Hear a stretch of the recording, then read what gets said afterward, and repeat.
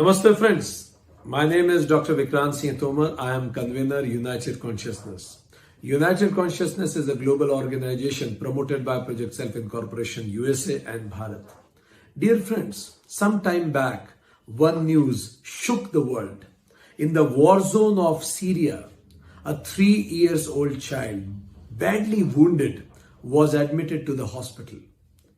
Doctors could not save him, but before his death, that child looked at the doctor and said, "I am going to tell everything to the God." And the world really stood still. Every new child is a message of divine to us that the Creator is still not upset with us. But the mindset of division leads to struggles and leads to wars. The time has come that we should see oneness beyond these divisions, because we are already one in our worries for our kids. We are one and similar in our concerns for our family. We are one in our pursuit of happiness. We are one in our quest of peace. We are one in our struggle of avoiding pain. We are one in our concern for future. We are one in our consciousness. So dear friends, United Consciousness is not the way, it is the way to save humanity today. It is a way for a new world order. It is a way where United Consciousness envisage a new world where education will bring forth the best in everybody. It will liberate people, where the focus of education will be life, not only livelihood. Where in schools, kids will be taught that happiness and peace is the dashboard of life. Where the language of superlatives and comparatives will not be used often. Where economics will talk more about gross domestic happiness rather than gross domestic product. Where war will be taught only in the books of history. Where stress and tension will remain only in the books of physics, not in humanity. Where depression will go back to find its place in the books of economics, not in human psychology. Where nations will be the units of economic development, social and ethnic upliftment, but not the boundaries of human freedom and human expression. Where we share this planet with other species, where we, instead of talking only on democracy, we will be talking on ecocracy, where we will incorporate all the plants, nature, animals, and give them their righteous place, their appropriate place in this planet, where even they are applauded and respected as a being on this planet. So dear friends, the time has come to choose, and there are two choices. One choice is United Consciousness, and another is divisive catastrophe. Because we make choices, and finally choices make us. So let's choose wisely. Let's choose love. Let's choose togetherness. Let's choose United Consciousness. In order to choose United Consciousness and celebrate it, we are organizing on 11th, 12th, 18th and 19th of December a global spiritual fiesta, United Consciousness Conclave 2021. So let's together explore United Consciousness with amazing speeches and panel discussion. Experience United Consciousness through meditation and yoga, and express United Consciousness through dance and music. Around 100 countries will be participating in some or the other delegates or representatives of around 100 countries will be there as spectators or participants in this global program. I welcome all of you to sit back, relax, and enjoy this beautiful journey of United Consciousness. I would also like to thank Indian Council of Cultural Relationships to promote this event, to support this event world over. Thank you very much. It's my pleasure to welcome our next guest, who is one of the highly accomplished leading professional in the field of holistic wellness in the world. He is Dr. Adrish Brahmadatta. Presently, he is the visiting professor and course coordinator of yoga and Ayurveda at the Center for Bharat Studies, Mahidol University, Thailand. He is the founder and director of Atharva Wellness Private Limited, Thailand. He is a qualified registered Ayurveda doctor, and being a wellness professional has given lectures and trainings in more than 21 hours in various wellness related programs in various institutions such as universities, colleges, fitness centers, Ayurveda centers, yoga centers, prisons, rehabilitation centers and societies in 55 countries such as USA, UK, Australia, Taiwan, China, Japan, Mongolia, Vietnam, Myanmar, Indonesia and Thailand, and many others. Being an academician, he has the responsibility as visiting lecturer, syllabus maker, examiner, etc. with many universities. Dr. Adrish has involved in high government prisoners well-being program and contributed his expertise in 4 central prisons and trained thousands of prisoners in Thailand.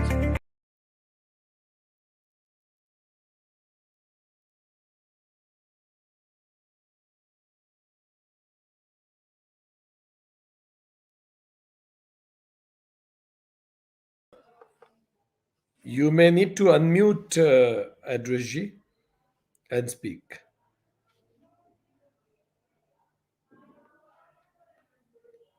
Okay, your voice is not audible right now.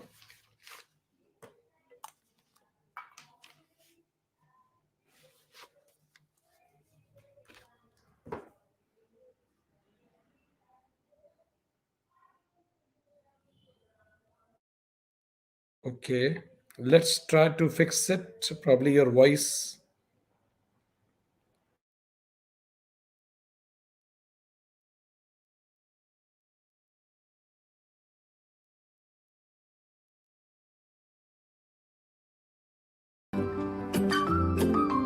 I am very honored and delighted to welcome our performance from the organization Play for Change. Play for Change is not only the organization, but it is a movement created to inspire and connect the world through music and break the boundaries. They reimagine a world connected by music to spread a global message of hope and unity. Playing for Change was born in 2002 as a shared vision between co-founder Mark Johnson and Whitney Kroenke. This musical journey resulted in the award-winning documentary, A Cinematic Discovery of Street Music. Today, Play for Change musical group is playing the song One Love. In the group, we have Junior Kisan Venga Mboto from Congo, Cabe Mo from Los Angeles, California, Lewis Mahalanga from Zimbabwe, Manu Choi from France, Menesto Nathola from South Africa, Mermans from Congo, Roberto Luti from Italy, Sinamue from South Africa, Surendra Shrestha from Nepal, Tarabir Tuladhar from Nepal, the Exiled Brothers from India, the Oneness Choi from India, Tula from Israel, Vasu Mahalesa from South Africa, William Ora from Nepal.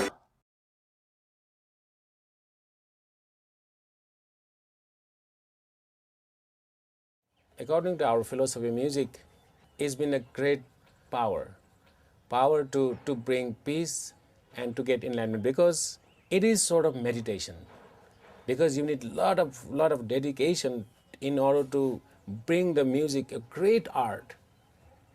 When there is a great art, there is always heaven. That is why we believe that through music, if you practice a lot, you meditate on it, you feel nothing else than peace. So we believe that through music we can get enlightenment.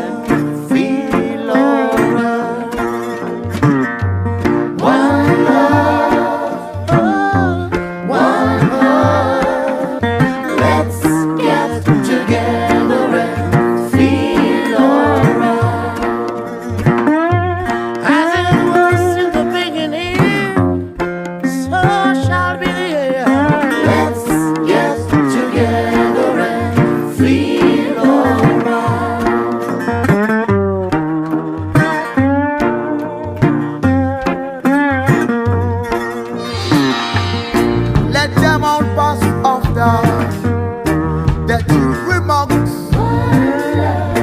That is one question I'd really love to ask. Is there a place for those of blessing and out? But some and God just to say it's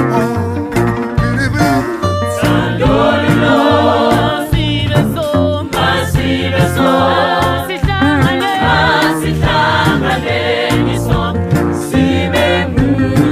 I wanna feel around. One heart. Let's get together and feel alright. Come on, let's get together and feel alright.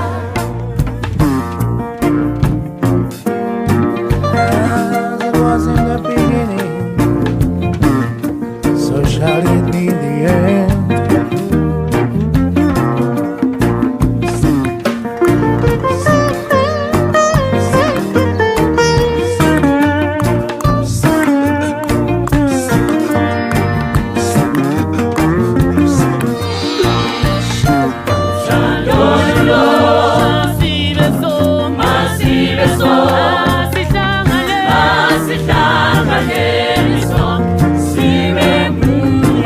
Singing this song. One love, one heart. Let's get together and feel alright. Come on, let's get together and feel alright. Let's join together, fight this holy arm again. When the man comes, there will be no doom. Have pity on those whose chances grow thinner. There ain't no hiding place from the Father of creation.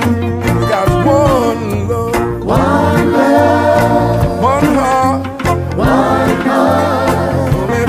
Let's get together and feel alright. One love, one heart. Let's get together and feel alright.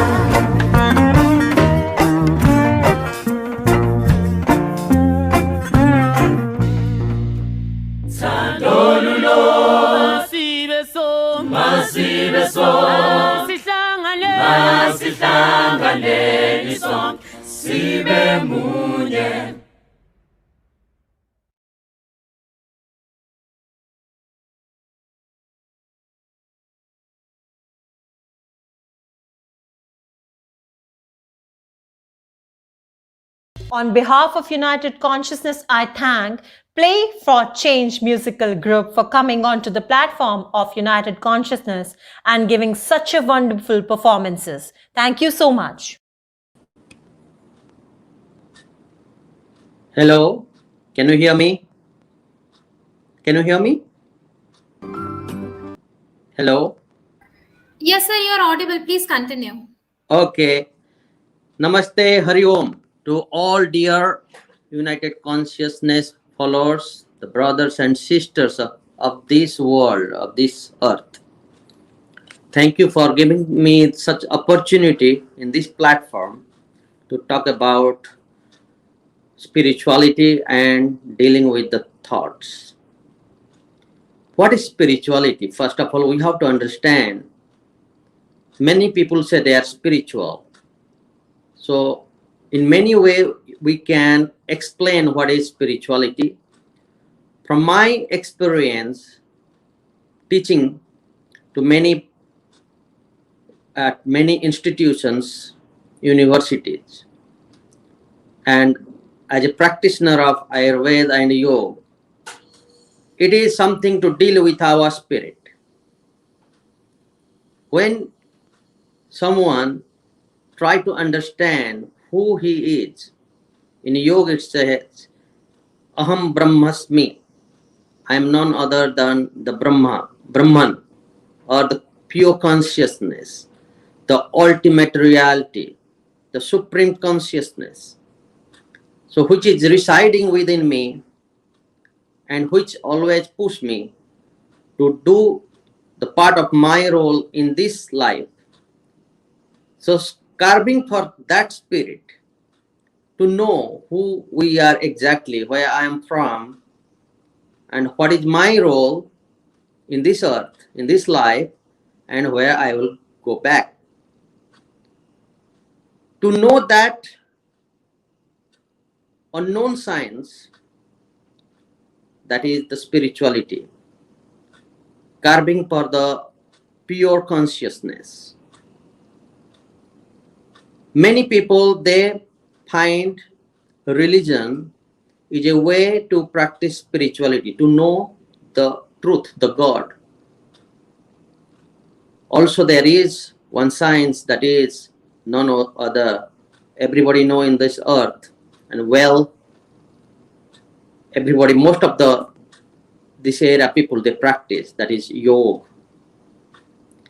Yoga is non-religious, but it talk about energy or the atma, or that is the spirit.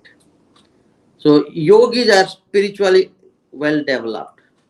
They uplift themselves from an individual to know more about the spirit, about who they are, where they are from, and where they will go, and what are the role or karma they need to do in this life, and how they can involve spiritually more for liberation. So spirituality or practice of spirituality is a private thing that one can dwell for it on its own boundaries or limitations,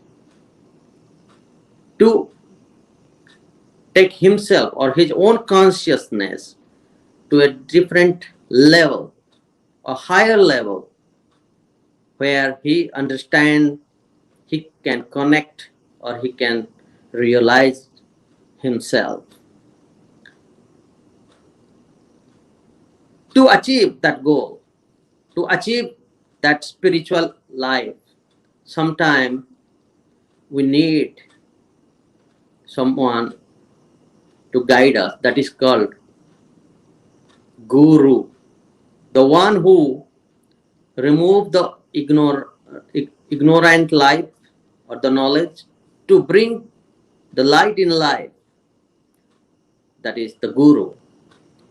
So guru is the right person to give us a right guidance for a better spiritual life. And with the help of a real guru, we can achieve our spiritual goal. Practicing of spirituality in many places, there are many ways.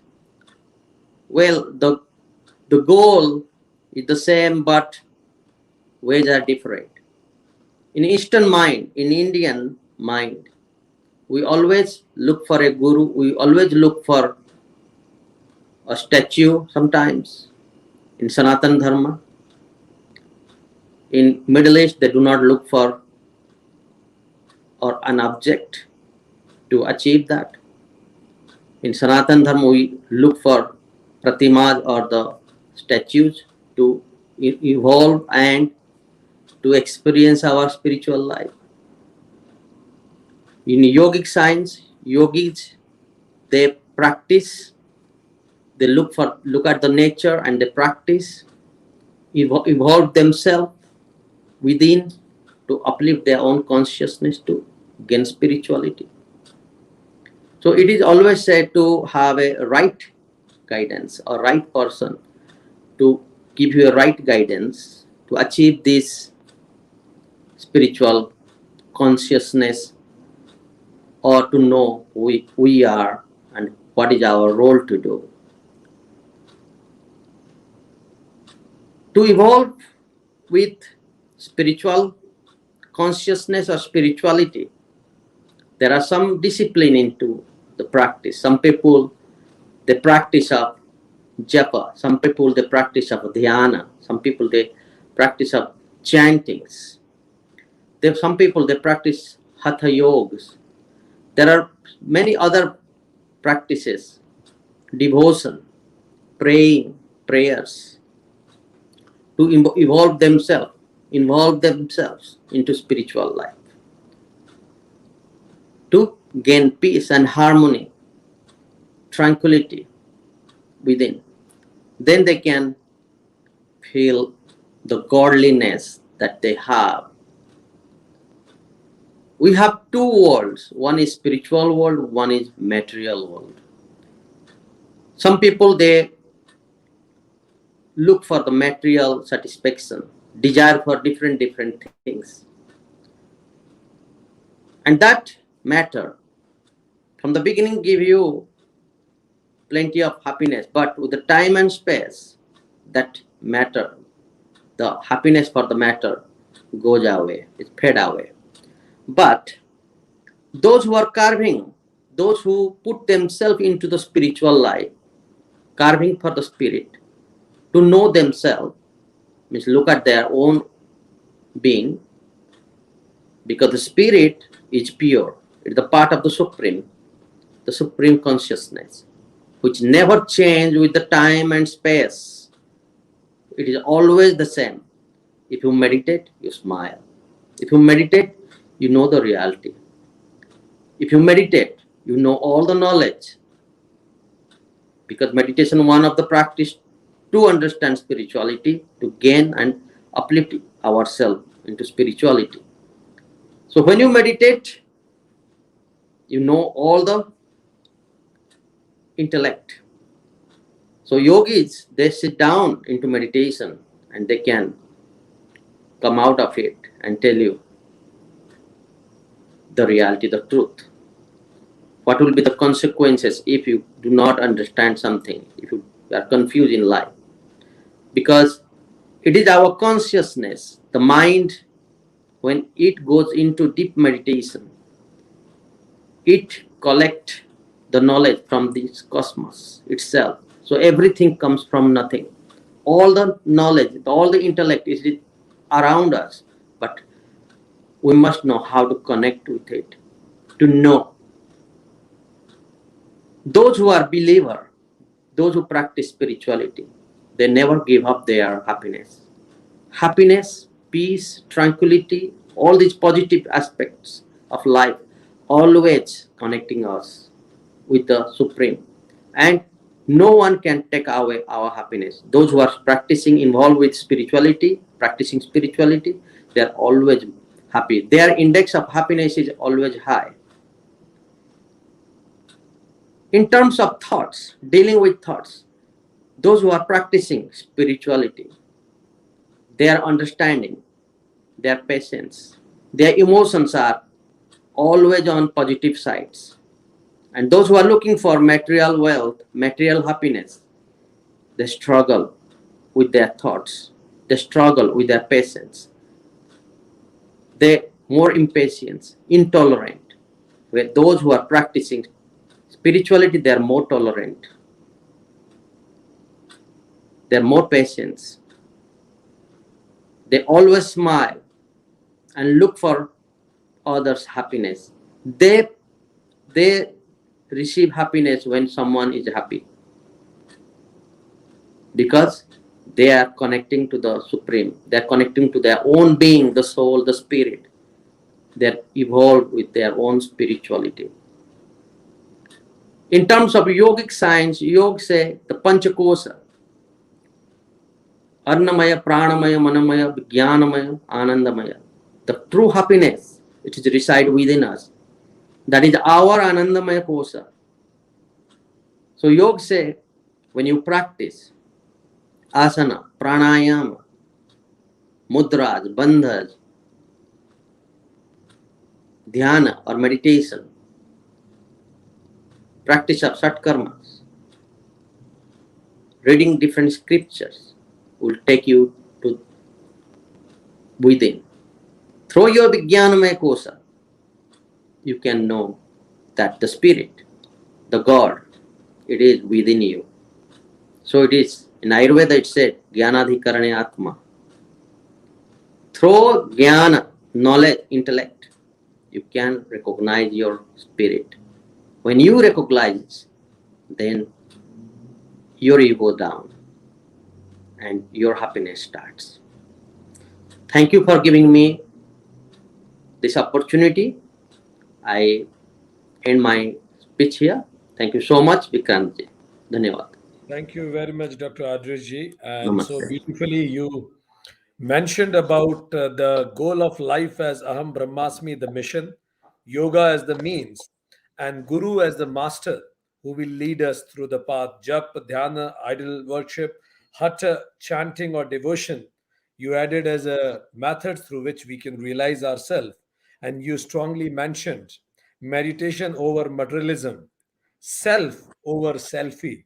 So thank you very much, Dr. Saab, for being here and guiding us. Thank you. Thank you. Thank you so much for being. On behalf of United Consciousness, I thank Dr. Adrish Brahmadatta for coming onto the platform of United Consciousness. Thank you so much.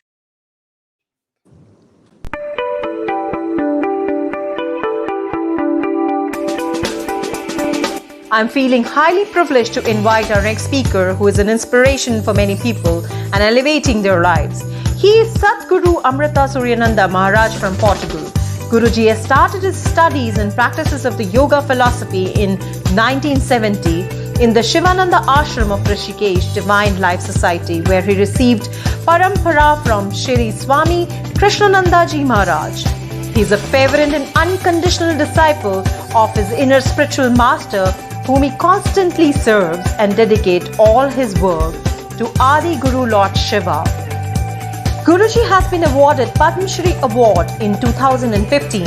He is the president of European Yoga Confederation, the Iberian Yoga Confederation, founder of the Portuguese Yoga Confederation and the Yoga Sankhya Institute. He is also a member of Indian Yoga Association. Guruji is the creator of the concept of the International Day of Yoga on 21st June, celebrated for the first time in the world in 2002 in Portuguese city called Setúbal. In December 2011, he organized the Bangalore Summit in collaboration with Shri Shri Ravi Shankar, the Art of Living Foundation, which was attended by the Guru of India, Shri B.K. Iyengarji. Guruji has attended the General Assembly of the United Nations in 2014, where, by the proposal of India, the International Day of Yoga was declared official. He authored 2 books, Chakra Sutra, the 7 main chakras in yoga, in Portuguese and English language, and Sankhya, Cosmogenesis in Yoga Beyond Hydrogen. So please welcome Sadhguru Amrita Suryananda Maharaj. Om Namaskar. I salute the illustrious organizers, namely Dr. Vikram Singh Tomar and the Grand Guru, and also the Mahatma present on this conclave.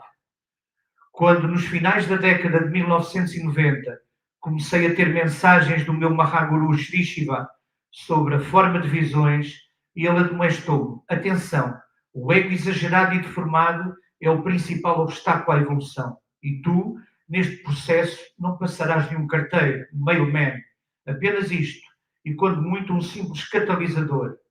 Tenho passado constantemente esta mensagem aos meus discípulos.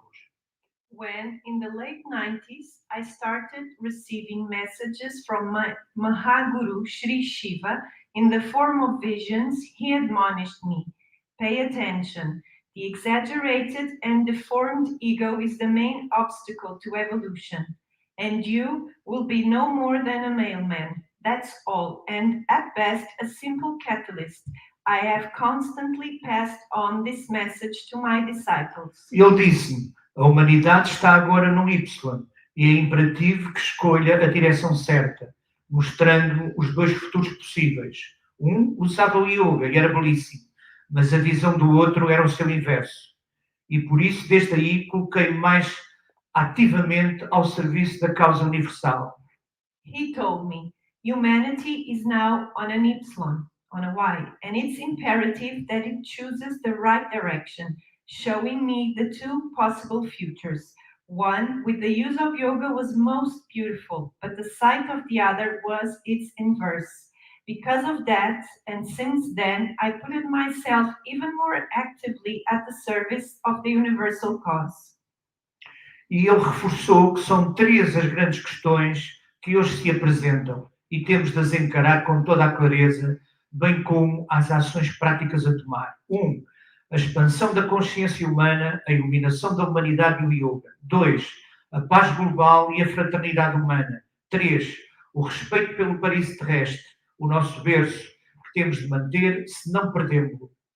And he highlighted that there are three major questions that arise today and that we must face with all clarity, as well as the practical actions to be taken.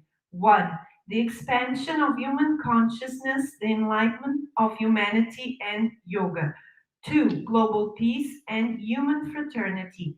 3. The respect for the earth paradise, our cradle, that we must keep, otherwise we lose it. Comecemos pelo ponto 3, o respeito pela pérola azul. Temos de preservar o paraíso terrestre que herdamos e passá-lo intacto à próxima geração, sem o transformar numa lixeira estéril ou até de o fazer explodir. Além da óbvia preservação das florestas e do uso das energias renováveis, temos principalmente de deixar de sufocar os grandes produtores de cerca de 70% do oxigênio do planeta, as algas e as suas florestas, os kelps, bem como o fitoplâncton, as prochlorococcus e as cinobactérias. Temos de parar já com a utilização de sacos de plástico, sufocantes e assassinos, e com as garrafas de plástico. Há muito que Portugal e os yogi, em vez disso, só utilizam sacos de artesanato e garrafas de vidro. Let's start with point 3. The respect for our blue pearl. We must preserve the earth paradise that we inherited and pass it on intact to the next generation without turning it into a sterile dump or even blowing it up. Besides the obvious preservation of the forests and the use of renewable energies, we mainly have to stop suffocating the great producers of around 70% of the oxygen in the planet, the algae and its forests, the kelps, as well as the phytoplankton, the prochlorococcus, and the cyanobacteria. We have to stop right now using plastic bags, suffocating and murderer, and plastic bottles. For a long time now in Portugal, the yogi have only used handcrafted bags and glass bottles over those. E como apêndice a este objetivo, direi que, além da natural preservação dos belos mamíferos aquáticos, temos também de impedir por todos os meios, e já, a matança do inteligente povo. É urgente o nosso empenho nesta medida. And as an appendix to that goal, I would say that beside the natural preservation of the beautiful aquatic mammals, we also have to stop, by all means and right now, the killing of the intelligent octopus. Our commitment to this measure is urgent. Temos igualmente de nos opor a que sempre que os cientistas descobrem um segredo do grande algoritmo cósmico, ele venha a ser utilizado para serem produzidas armas cada vez mais devastadoras para dominar, oprimir e até matar, num propósito cego e contrário ao grande desígnio universal.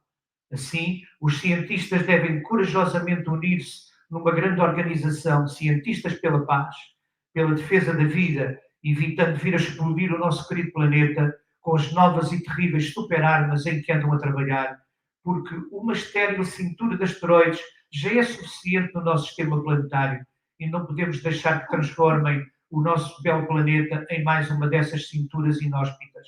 Nós lutamos por esta causa. We also have to oppose that whenever the scientists discover one secret of the great cosmic algorithm, it is used to produce weapons, more and more devastating, to dominate, oppress, and even kill with a blind goal and opposite to the grand universal design. Thus, scientists have to unite bravely on a grand organization, scientists for peace, for the defense of life, avoiding to explode our dear planet Earth with the new and terrible super weapons on which they are working, because One sterile belt of asteroids is already enough in our planetary system, and we can't allow them to transform our beautiful planet into another one of those inhospitable belts. We fight for this cause. Sobre o ponto 2, a paz global, o que nos une, o que temos em comum, é mais de 99%, pois desde há cerca de 13,8 mil milhões de anos que temos em comum o Mahaom e o cosmos Mahashakti, e a vida, e a Via Láctea, e há cerca de 4,6 mil milhões de anos o Sol, o planeta Terra e a Lua, e há cerca de 200 mil anos o ADN da comum mãe Eva mitocondrial. E então, e as pequeníssimas diferenças que por vezes são tão aumentadas e que tanto incomodam alguns.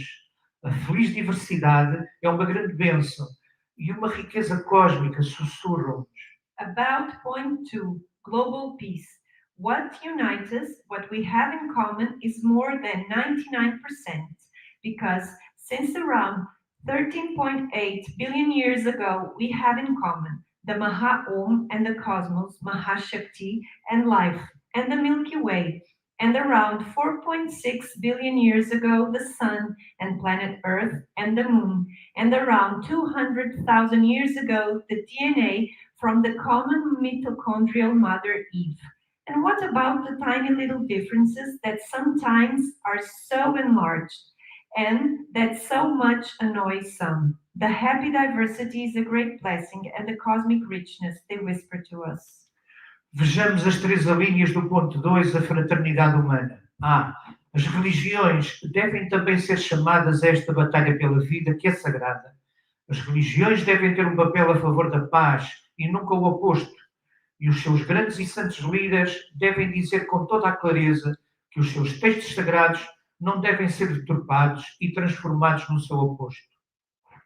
Let us see the 3 paragraphs of this point 2. Human fraternity. A. Religions must also be called to this battle for life that is sacred. Religions must have a role in favor of peace and never the opposite. And their grand and holy leaders must say with all clarity that their sacred texts must not be distorted and turned into their opposites. Há algum tempo sugerimos ao Papa e a outros grandes líderes religiosos que se realizasse uma cimeira com os 25 maiores líderes religiosos mundiais, onde fosse declarado: 1. Só há um grande princípio criador, independentemente do nome que lhe chamam. 2. Não se pode matar em nome do dispensador de vida e seu sustentador. 3. Cada religião deverá declarar, num ato de respeito pelas outras vias, que não é o único caminho para Deus, mas apenas uma dessas 9 sendas.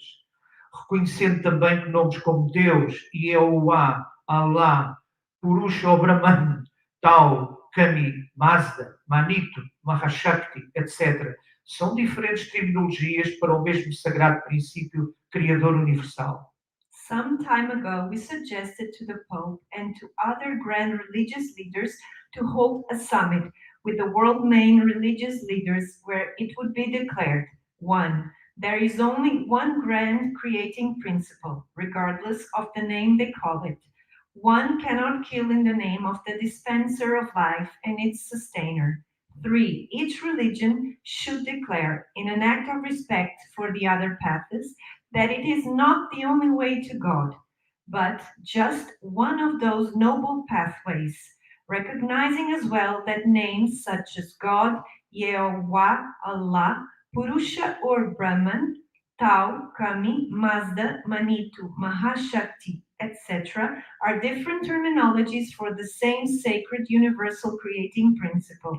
Recordamos ainda que nomes como pagão, ateu, infiel, etc., deixassem de ser utilizados, pois não passam de manifestações de uma pseudo-superioridade vetusta e miúpe e quiselenta, repleta de ultrapassado colonialismo cultural que deveria terminar. Este será um grande passo para um tão necessário entendimento multirreligioso futuro e para um alto discernimento e para a consequente e premente paz entre os povos. We also recommended that names such as pagan, atheist, infidel, etc. are no longer used, because they are no more than manifestations of a pseudo-superiority, old, myopic, and quarrelsome, overgrown with outdated cultural colonialism that should end. This will be a great step towards a much needed future multi religious understanding and for a high discernment and for the consequent and pressing peace among peoples. Fizemos este apelo, por exemplo, em Salt Lake City, em 2015, no Parliament of World Religions, e também na fundação da European Academy of Religions, em Bolonha, em 2016, e também no Vaticano. We made this appeal, for example, in Salt Lake City in 2015 at the Parliament of the World's Religions and also at the foundation of the European Academy of Religions in Bologna in 2016 and also in the Vatican. B. Somos uma só raça humana, num só planeta, Terra. A Era de Babel já acabou. Temos de implementar esta realidade da globalidade moderna. E tudo o que pacificamente nos puder unificar é bem-vindo. Por exemplo, aceitarmos o sistema métrico como universal, por permuta com o sistema imperial, e em troca passarmos a conduzir pela esquerda, e o inglês ser oficializado como língua universal e a segunda língua de cada país. Devemos também passar a respeitar a escrita e sonoridade das palavras, dos nomes originais, quer dos locais, das pessoas, das filosofias, dos países, etc. Nome é mantra, sagrada vibração e deve ser respeitado na sua essência. B. We are one race, human, in one planet, Earth. The age of Babel is already over. We have to implement the reality of this more modern globality, and all that can be peacefully unite us is welcome. For example, to accept the metric system as universal by exchange with the imperial system, and in exchange we would drive on the left side. And English be officially made a universal language and the second language of each country. We should also respect the writing and sound of the words in the original names of places, people, philosophies, countries, etc. Name is mantra, sacred vibration, and must be respected in its essence, as in Lisboa instead of Lisbon, London instead of Londres, Queen Elizabeth instead of Rainha Isabel, yoga, Makkah instead of Mecca, Russia instead of Russia, etc. It's simple but far-reaching in the mind of the human beings, and we have to give this great small step. Vivemos num planeta global, onde tudo se repercute em tudo. E estamos agora a aprender isso à nossa custa, onde este vírus de revolta da natureza, um vírus que roubou ainda mais humanidade à humanidade, o qual só será neutralizado se compreendermos que somos de facto Vasudhaiva Kutumbakam, uma só família humana, como podemos constatar mais uma vez pela análise do gráfico egoísta sobre a vacinação do mundo que aqui expomos. We live on a global planet where everything has an impact on everything. We are now learning this at our own expense, where this virus of nature's revolt, a virus that has stolen even more humanity from humanity, which will only be neutralized when we understand that we are Vasudhaiva Kutumbakam, one human family, as we can verify once again through the analysis of this selfish graphic regarding the vaccination in the world that we here exhibit. C. Também qualquer tentativa de subversão da ordem democrática num país, nem que seja no local mais remoto do planeta, deve fazer soar os alarmes por todo o mundo, pois ela pode no limite um dia vir a incendiar todo o paraíso, e já basta das terríveis e fraticidas guerras globais provocadas pelos ditadores, portadores do tal ego exagerado e deformado, repletos da loucura do pseudo-poder da força bruta. Os dirigentes devem escutar os seus povos. A humanidade não quer mais guerra. Mas a história diz-nos que todo o cuidado é pouco. Por exemplo, a senhora Aung San Suu Kyi, da martirizada Myanmar, Prémio Nobel da Paz e Prémio Europeu Sakharov, deve ser já libertada. C. Also, any attempt of subverting the democratic order of a country, even in the most remote part of the planet, must make the bells sound all over the world, because it can, on the limit, ignite a fire in the entire paradise, and there are more than enough terrible and fratricidal global wars caused by the dictators odors of the referred, exaggerated, and deformed ego, filled with the madness of the pseudo power of brute force. Leaders must listen to their people. Humanity does not want any more war, but history tells us one can never be too careful. For example, Miss Aung San Suu Kyi from the martyred Myanmar Peace Nobel Prize and European Sakharov Prize must be freed right away. Vejamos então a Índia, que é a maior democracia do mundo, com os seus 1,4 mil milhões de habitantes. Todos devem pôr os olhos nela. É uma grande potência, mas sem objetivos expansionistas. Que belo modelo! Ela segue os seus princípios ancestrais do Ahimsa, que é a porta de entrada do yoga e, por consequência, do samadhi, a iluminação. Porque a vida é sagrada, Ahimsa é não matar, não agredir, não fazer bullying e usar sempre soluções diplomáticas para a resolução dos conflitos. Só há este caminho para o futuro. Qualquer outro será insano e aniquilador. A Índia é um enorme e constante e lúcido exemplo. Then let us see India, that is the largest democracy in the world with 1.4 billion inhabitants. Everyone should set their eyes on it. It's a superpower, but with no expansionist goals. What a beautiful model. It follows its ancestral principles of ahimsa, which is the gateway to yoga and consequently to samadhi, enlightenment. Because life is sacred, ahimsa is not to kill, not to harm, not to bully, and to use diplomatic solutions to solve the conflicts. There is only this path for the future. Any other would be insane and annihilator. India is an enormous, constant, and lucid example. Devemos entregar mais nas mãos das Nações Unidas e do seu secretário-geral, que tem uma visão e atuação não egoísta, o embrião de um macro-governo mundial, onde a Índia deverá ter um papel muitíssimo mais importante. Por exemplo, como sexto membro permanente do seu Conselho de Segurança. We have to put more in the hands of the United Nations and its Secretary General that has a non-selfish vision and acting, the embryo of a macro world government where India ought to have a much more important role, for instance, as the sixth permanent member of the Security Council. O nosso planeta paraíso deverá voltar ao seu estado e propósito primordial. Gerar oxigênio, água, ecologia e harmonia, fruto da grande inteligência universal, ao qual nós deveríamos ainda acrescentar música, perfume, beleza, arte e amor fraterno, como consequência da nossa inteligência, que a tudo deverá sempre presidir. Vós todos sois aqui os guardiães da grande sabedoria, não vos esqueceis, por favor. Our planet paradise must return to its primordial state and purpose. Generate oxygen, water, ecology, and harmony, fruit of the great universal intelligence, to which we should add music, perfume, beauty, art, and fraternal love, as a consequence of our intelligence that must always preside to all. You are all here, the grand guardians of the grand wisdom. Do not forget it. Também os artistas deverão ter um grande papel nesta remodelação contagiante.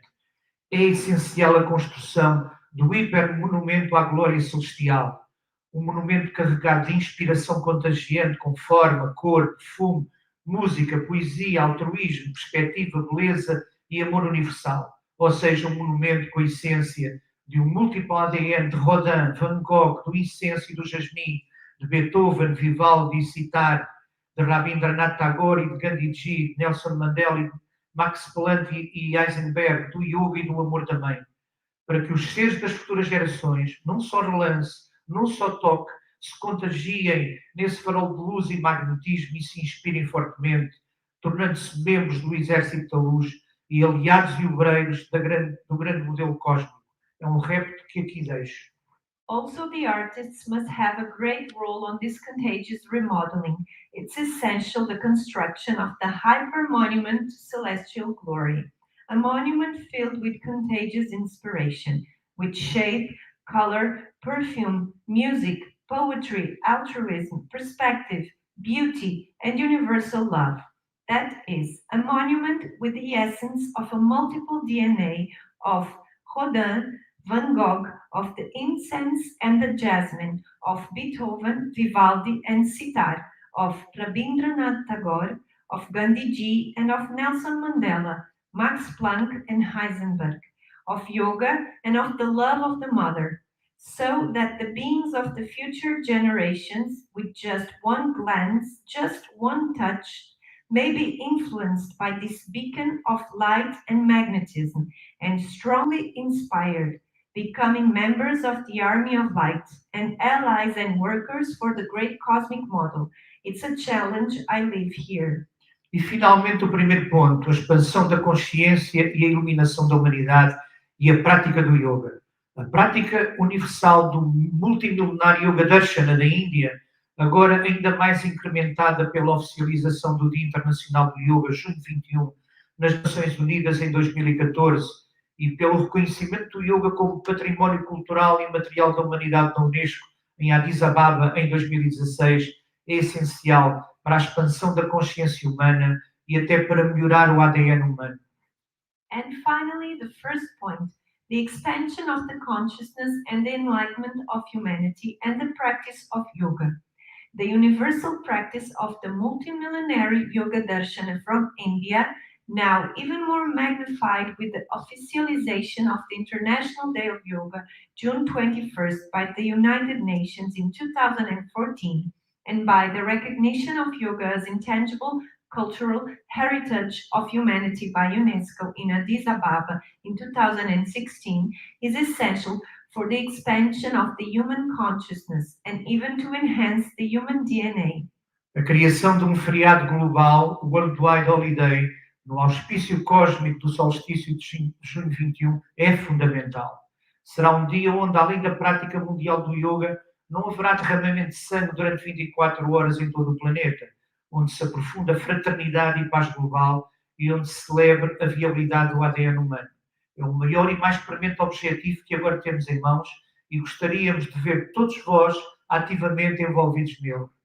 The creation of a worldwide holiday in the cosmic auspice of the solstice, June 21st, it's fundamental. It will be a day where, beside the world yoga practice, there will be no bloodshed for 24 hours in the entire planet, where fraternity and global peace are strengthened, and where the viability of the human DNA is celebrated. It's the greatest and most pressing aim that we have now in hands, and I would like to see all of you actively involved with it. Convido-vos igualmente a todos a consultar o nosso documento Amanhecer, para que haja futuro para a humanidade. E, por favor, reservem uma parte ainda maior do vosso tempo para trabalhar no que é essencial e grandioso e colocarem-se ainda mais ao serviço do grande plano universal. I invite you all as well to consult our document, Morning Radiance, so that there is a future for humanity, and please reserve an even bigger part of your time to work in what is essential and grand, and even more into the service of the grand universal plan. Pela integração do planeta Terra na Via Láctea e no cosmos, a que temos pleno direito, pela paz mundial e pela iluminação da humanidade, amor universal para todos. For the integration of planet Earth in the Milky Way and in the cosmos, to which we are fully entitled, for world peace and for the enlightenment of humanity, universal love for everyone. I wish a happy solstice. Om Namah Shivaya. Om Shanti. Thank you. Thank you very much, respected Swamiji. We are so honored by your blessings, and I'm so happy the very relevant and vital points that you raised. You gave the radiations of Vasudhaiva Kutumbakam. You also gave a global message for human fraternity. And your appeal worldwide that the Yoga Day there should be a world holiday on that day so that the day should celebrate in peace. I'm sure that by the blessings of Lord Shiva and your initiative, that day will also come soon. Thank you very much to be there with us and blessing us. Thank you very much. Om Namah Shivaya. We are very thankful to Sadhguru Amrita Suryananda Maharaji for sharing his views and giving us time to come onto the platform of United Consciousness. Thank you so much, Guruji.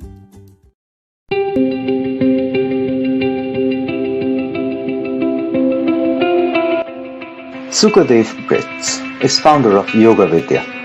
He knows how to transmit profound wisdom humorously. His special ability is to motivate yoga aspirants to practice intensely, to see a higher meaning in daily experiences, and to bring more energy and heart into everyday life. Sukadev Brits is the author of 10 books, among them commentaries on Yoga Sutra and Bhagavad Gita and the recently published Royal Path to Equanimity. He is quite active, spreading yoga via the internet in yoga videos and podcasts in English and German. Sukadev had spiritual experiences from childhood on. As a youngster, he was fascinated by the possibilities of the human mind and started with regular meditation as a teenager. He used to spend a few times several months in intense meditation and pranayama.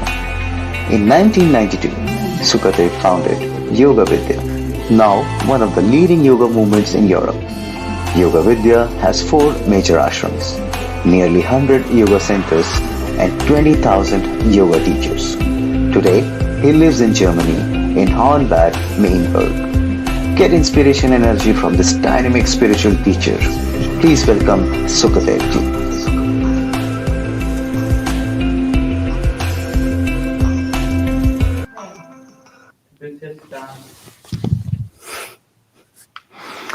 Namaste, Hari Om, Om Namah Shivaya. On behalf of Yoga Vidya, of United Consciousness and of European Yoga Federation, I welcome you to a short yoga session on this auspicious day. Today is 12-12-21. 12 is a sacred number in many religions and many traditions. I'm very grateful to Dr. Vikran and his team for organizing such a wonderful event at this special time. Let's unite in the spirit of yoga, the spirit of oneness. Let's feel oneness by practicing Hatha Yoga. Yoga adds years to your life and life to your years. Sit up nice and straight for the first practice, Kapalabhati. Inhale, abdomen out. Exhale, abdomen in. Inhale, begin with speed breathing. Exhale, exhale, exhale, exhale, exhale, exhale, exhale, exhale, exhale, exhale, exhale, exhale, exhale, exhale, exhale, exhale, exhale, exhale, relax. Inhale deeply, new energy, new power. Exhale, relax. Inhale, new energy. Retain your breath. Feel the energy pulsate in your body. Visualize light energy expand and become large, wide.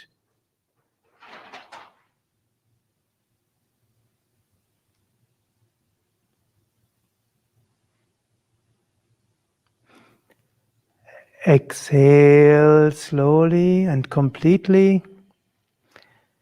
And stand up.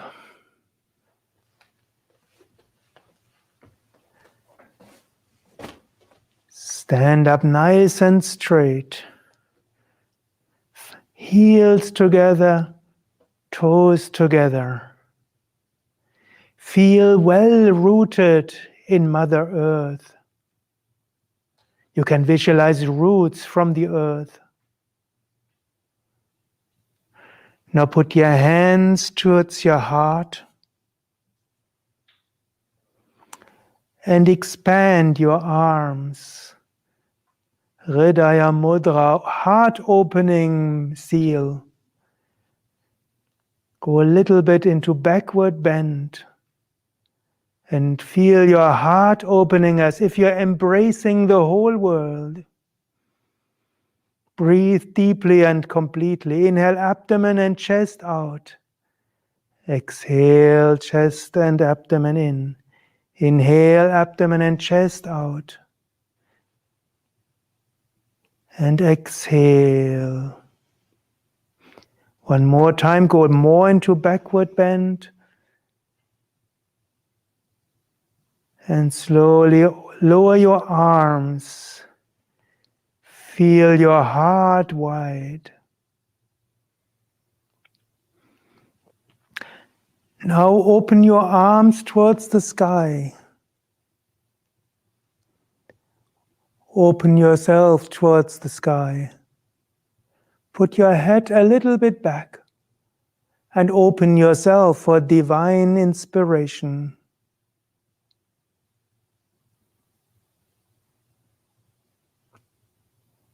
Breathe deeply and imagine that light energy enters into you. With each inhalation, your whole body is charged with light and power. And when you exhale, expand this energy into the whole world. Now lower your arms. One moment, feel connected to Mother Earth. Feel your heart wide. And feel connected to the sky and the divine. We'll especially practice now a simple variation of Surya Namaskar, a series of 12 movements, as today is the 12th of 12. Continue standing erect and put your palms in front of your chest. Feel your heart. Feel love in your heart. Now, when inhaling, lift up your arms up and back. Again, feel that connectedness to the sky and the divine. Now, when exhaling, bend forward. You can bend your knees and put your palms on the floor. Feel Mother Earth in humility. With next inhalation, put your right leg back, knee on the floor. Look forward, hope for the future. Now put both legs back, stand straight, between earth and sky, strong. With next exhalation, lower knees, chest, and forehead to the floor. Feel Mother Earth with forehead, meaning your mind with your heart, and your knees on the floor. Now inhale and come to the cobra position. Lift up your chest. Your heart is open. Now exhale and lift up your buttocks. Put your heels into the floor. Push your chest in towards the floor. Now inhale, put your right foot forward in between your hands. Left knee on the floor. Heart open. Look forward. Symbol of hope. Exhale, put both legs forward. Now with bent knees, inhale, stand up. Put your arms up and back for a few moments. Feel your heart open and wide. Exhale, lower your arms. Feel in harmony. Again, exhale, put your palms in front of your chest. Inhale, lift up your arms and back, opening up. Exhale, bend forward in humility. Inhale, left leg back, knee on the floor, look forward in hope. Retain both legs back, feel strong. Exhale, knees, chest, forehead to the floor, to Mother Earth. Inhale, lift up head and chest, your heart wide open. Exhale, hips up and heels down. Inhale, left foot forward in hope. Exhale, both legs forward. Inhale, arms up and back. Exhale, lower your arms. Exhale, palms together. Feel your heart. Inhale, arms up and back, feel opening. Exhale, bend forward, humility. Inhale, right leg back, look forward in hope. Retain both legs back, strong. Exhale, knees, chest forward, feel Mother Earth. Inhale, head up, chest up, heart wide open. Exhale, inverted V. Inhale, right foot forward, heart open. Exhale, both legs forward, humility. Inhale, arms up and back, heart wide open. Exhale, lower your arms. One more round. Exhale, palms together in front of your chest. Inhale, open yourself up towards the sky. Exhale, bend forward, humility towards the earth. Inhale, left leg back, look forward, full of hope. Retain both legs back, feel strong. Exhale, knees, chest forward, supported by the earth. Inhale, lift up head and chest, heart wide open. Exhale, accept yourself. Inhale, left foot forward, hope. Exhale, both legs forward, humility. Inhale, arms up and back, open yourself. Exhale, lower your arms and stand. Breathe deeply with your abdomen. Feel your whole body pulsate with energy. Feel light and power.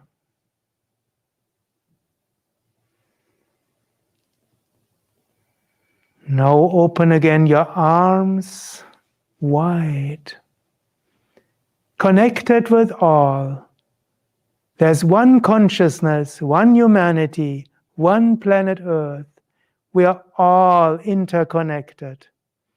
Let us feel this with heartfelt love. Thank you for participating. Let's work for unity, for connectedness, out of a spirit of oneness. Hari Om. Namaste. Namaste. Thank you very much, respected Sukhdev ji. It is so soulful. I was just thinking the way you said that yoga adds ears to the life and life to the ears. And for the people who misunderstands yoga only to be the physical aspect only, I saw in this yoga what you demonstrated right now, 5 elements, 5 senses, even the 5 virtues of hope, humility, heart open, strength, and acceptance. And we can see whole 8 limbs of yoga performing together. I wish whole world will follow the path that you showed, that yoga is beyond body, it is beyond just physical aspects, and it can connect us with divinity and united consciousness. So humbled, Sukhdev ji. Please convey our regards to the lady who is demonstrating it also. Thank you. Thank you, Kaivalya. Thank you, Kevalya. Beautiful name. Thank you very much. Namaste. I humbly thank Shri Sukhdev ji for teaching us the practical yoga practices for attuning our mind, body and soul. Thank you very much, Sukhdev ji.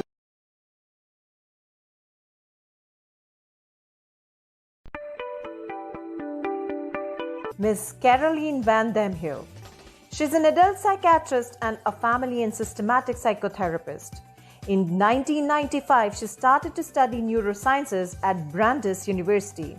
She has been working at the Bruce's Knight Hospital, specialized in the psychosocial rehabilitation of patients suffering from chronic psychotic disorder. She shares the vision and the human being should be regarded in all their dimensions: biological, psychological, spiritual, and ecological. She has been studying and practicing Buddhist meditation. Hello, thank you for inviting me. I must admit, I'm going to be honest, I didn't know I had to give a whole speech, so I'm going to improvise a little bit. So sorry if my words are not always very fluent. I first wanted to say that, so as you hear from the introduction, I'm a doctor, I'm a medical doctor, I'm a psychiatrist, and I work in Brussels in a hospital where I treat people who suffer from severe mental illness, mostly people suffering from psychotic disorders, what we also sometimes call schizophrenia. Those people get sick when they are young adults for the first time, and usually their problems last for lifelong. Well, those are actually the ones that arrive in our consultation, in our clinic, our hospital. And so I consider myself as being, as a doctor, on the front line of human mental suffering. We actually hear a lot of theories on how society is working. We hear it in the news, we hear it from our friends, we hear about people in our community. But we as doctors, we really see, we really hear how things really are. People tell us things that they won't tell to anyone else, not even their partners or their families, because there is still a lot of shame, a lot of misunderstandings, and so they will only tell certain things to us. So we feel kind of privileged to be on the front line and really hear what goes on in people's lives. I hear a lot of secrets of people. And I can sometimes it has a bad effect on me too, because it's so depressing sometimes what I hear that I get depressed myself. There is a huge amount of human suffering, and so I'm very grateful for my job to be able to be witnessing that and to help or try to help those people. In fact, no later than yesterday, I read an article written by a historian of medicine who described psychiatrists since the 19th century as being the managers of despair. And I can really relate to this definition. I sometimes really feel I'm a manager, although I don't like that word, but a manager of despair. I hear a lot of despair.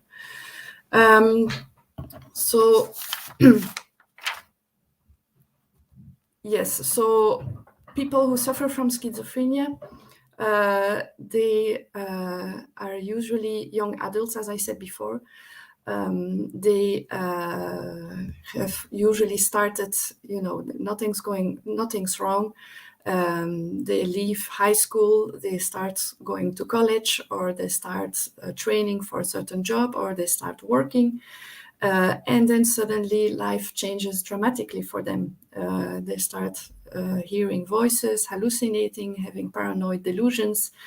They end up losing, not being able to finish their studies, they lose their job, they lose their friends, they sometimes, very often lose their houses too.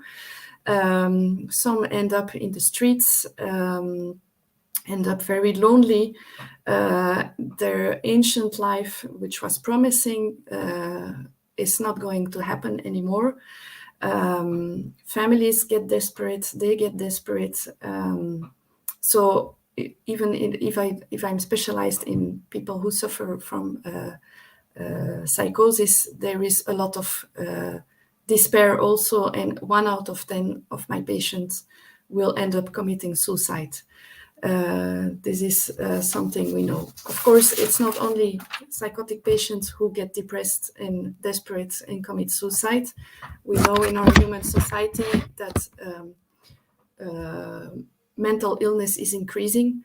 According to the World Health Organization, in our Western societies, 1 out of 4 people will have mental health issues during their lifetime, which is an enormous amount of people. But psychiatry is still underfunded in most of the countries of the world, even here in Belgium. We don't have enough psychiatrists and psychologists to help cope with all this human suffering that is actually exploding. We know, for example, for the United States, for a long time, the first cause of death of young people under the age of 35 was car accidents, because of course they don't have cancers yet and all other chronic health, physical health issues. So the number one cause of death was car accidents. But the last years, I think the last decade, suicide has actually surpassed car accidents. And these numbers are also true here in Europe. So young people are committing more and more suicide every year. Those numbers are increasing all around the Western world, or I would say the industrialized world. So how does this happen? How is this possible? My idea to that is that we live in a society which loses connections to each other. Loneliness is exploding. Loneliness is increasing. Family ties are disappearing. People don't live in small communities anymore. They go to more and more. They get more and more dispersed. And also in our society, the concepts of solidarity, of taking care of each other, are actually diminishing, and we focus much more on the individual. If someone is suffering, mental suffering, we will not put the system into question. We will blaming the individual, say, you should get yourself back together, you should try harder, you should do this, you should do that. So we blame individuals for the problems that are happening, and we don't want, or we don't dare to look at the bigger picture of trying to see what's going wrong in our society. And because there is this more and more individualized approach of life, of everything, there is also this loss of spiritual connections. I can see that here in Europe. I witnessed this very much. Since Second World War, churches are emptying. People don't find connection to the Christian religion, which is our historical religion. Here, they don't feel understood anymore by the church. We could say many things about the church, criticize them, but it has this effect that there is no common religion that connects us all anymore. And people either find a way into not believing in anything anymore and feeling extremely lonely. Once they die, they just disappear. Or they will turn to new religions, new spiritualities, and there is also this risk of falling for certain cults. Thank God, not all of our cults. But there are still people who are very religious, and I can also see from my practice that people who are very religious will commit less suicide than the other ones, because, well, what they tell me is that it's because the religion prohibits it for them. They will feel as suicidal as someone else, but they will just not do it because they are afraid to go to hell, because their religion prohibits them from doing so. So it doesn't mean that it's not because they commit less suicide that they are feeling better and that they are protected by their religion. It just means that they will not commit suicide, but their mental suffering is still as big as for someone who doesn't believe in anything. So purely religion will not protect people from mental suffering. What I believe is that, and it's because I see it in my practice, before we can help people connect to more spiritual practices to feel better, the first step is to find human connection again, to help people feeling included, understood, and trusted, because that is what the main problems are, what people tell me. Their main suffering is feeling lonely, feeling misunderstood, having a loss of connection. And it can take any form. It can take the form of depression. It can take the form of paranoia, of psychosis, of personality problems. People are trying to find all kinds of ways to feel connection again. And when I talk to depressed people, when I talk to people who are desperate, they tell me that their greatest suffering are not as symptoms of mental health, that's not the main issue. The main issue is that they feel misunderstood. And if they talk about it to other people around them, they will feel people are not listening and people are judging them. So what I do when I see someone who is depressed, I will ask him about how depressed he is. And if he has thoughts about committing suicide, I will first ask, do you think that dying is a solution for your problem? And usually when I ask this question, people are surprised that I ask this question because it's the first time someone dares to ask them that question. Of course, they have been playing with the idea of suicide for a long time, but they didn't talk about it to anyone. They didn't dare to talk about it to anyone. So they are very surprised that the doctor is asking them. Instead of telling them immediately, you shouldn't commit suicide, or you should do this, or you should do that, I just ask them, how do you think of the idea of dying? And then they will tell me, oh, yes, I think of that very regularly.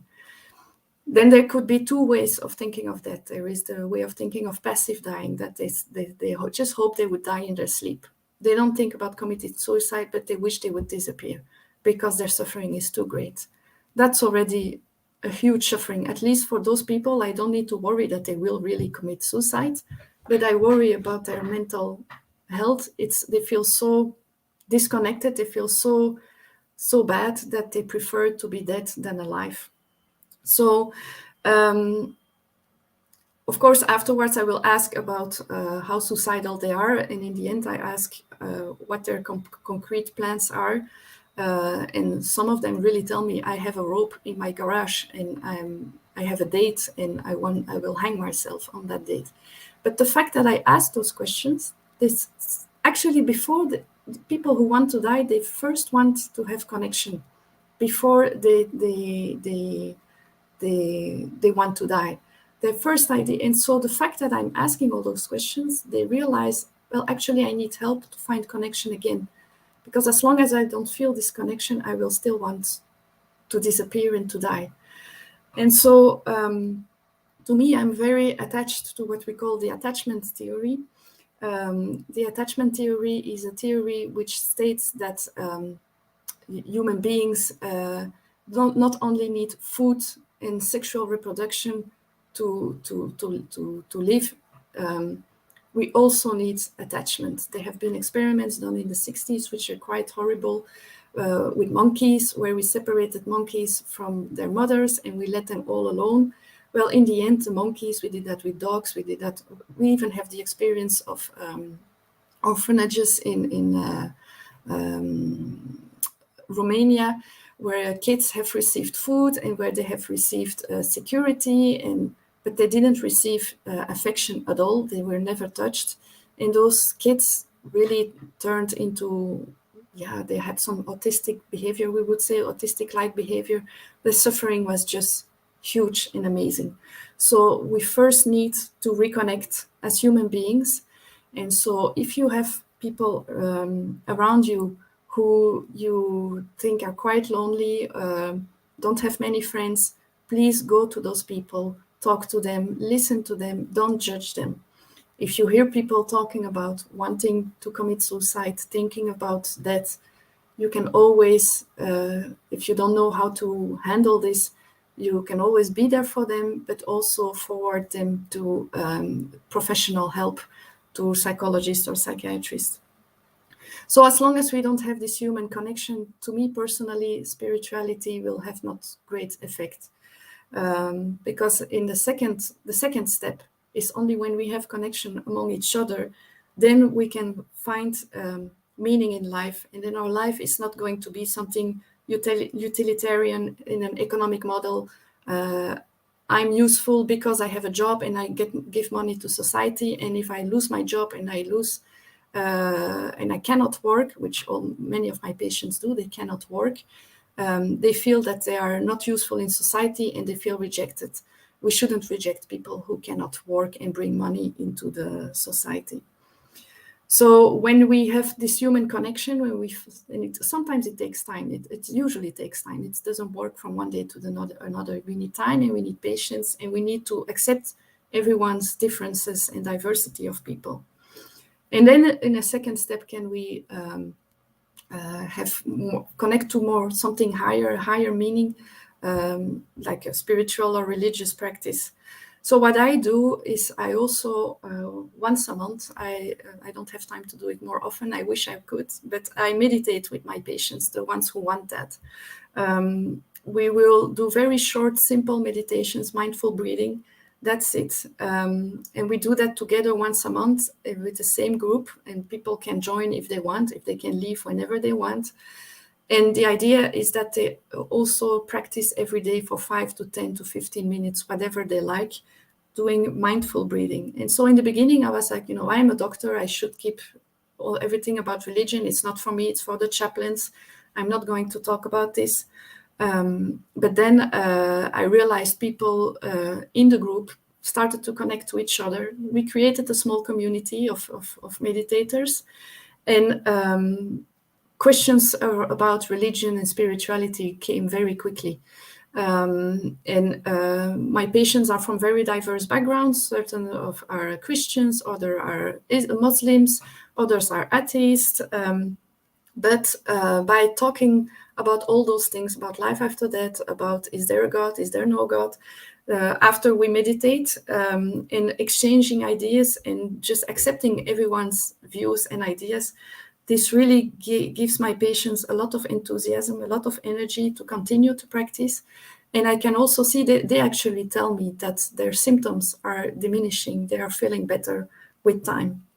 And so they think it's one of the best ways to cope with their mental health issues. Of course, they will still continue to hear voices, but they become less stressful, less annoying, because they know there is a community behind them who supports them, who listens to them, who understands them. And they also feel there is this higher connection with something greater. And so it's this whole package, this whole picture that helps them. So to conclude, I can only say that spirituality can be giving meaning to people, can give meaning to people. It can prevent depression, it can prevent suicide, and therefore it can prevent mental suffering. But in order to connect with something higher, we first need to reconnect with each other, to take care of each other, to talk to the neighbor we don't know, who seems like a lonely person, a weird person. We need to listen to people in our families who are difficult people we have a difficult relationship with. We need to try to solve those problems, listen without judging, and only then a relationship can start when people feel connected. And then spirituality in any form can help people and society in general. Thank you. Thank you. Thank you very much, Caroline ji. It is such a in-depth, experiential analysis that you brought here. I'm sure that all the audience world over, they will listen this speech again and again, and they can connect with the people around. And somebody, what you mentioned, you are right. You are manager of despair, whether you like this term or not, but certainly you are contributing a lot. And I loved the way you mentioned that first we need to connect to human level one, and then human we may connect to higher.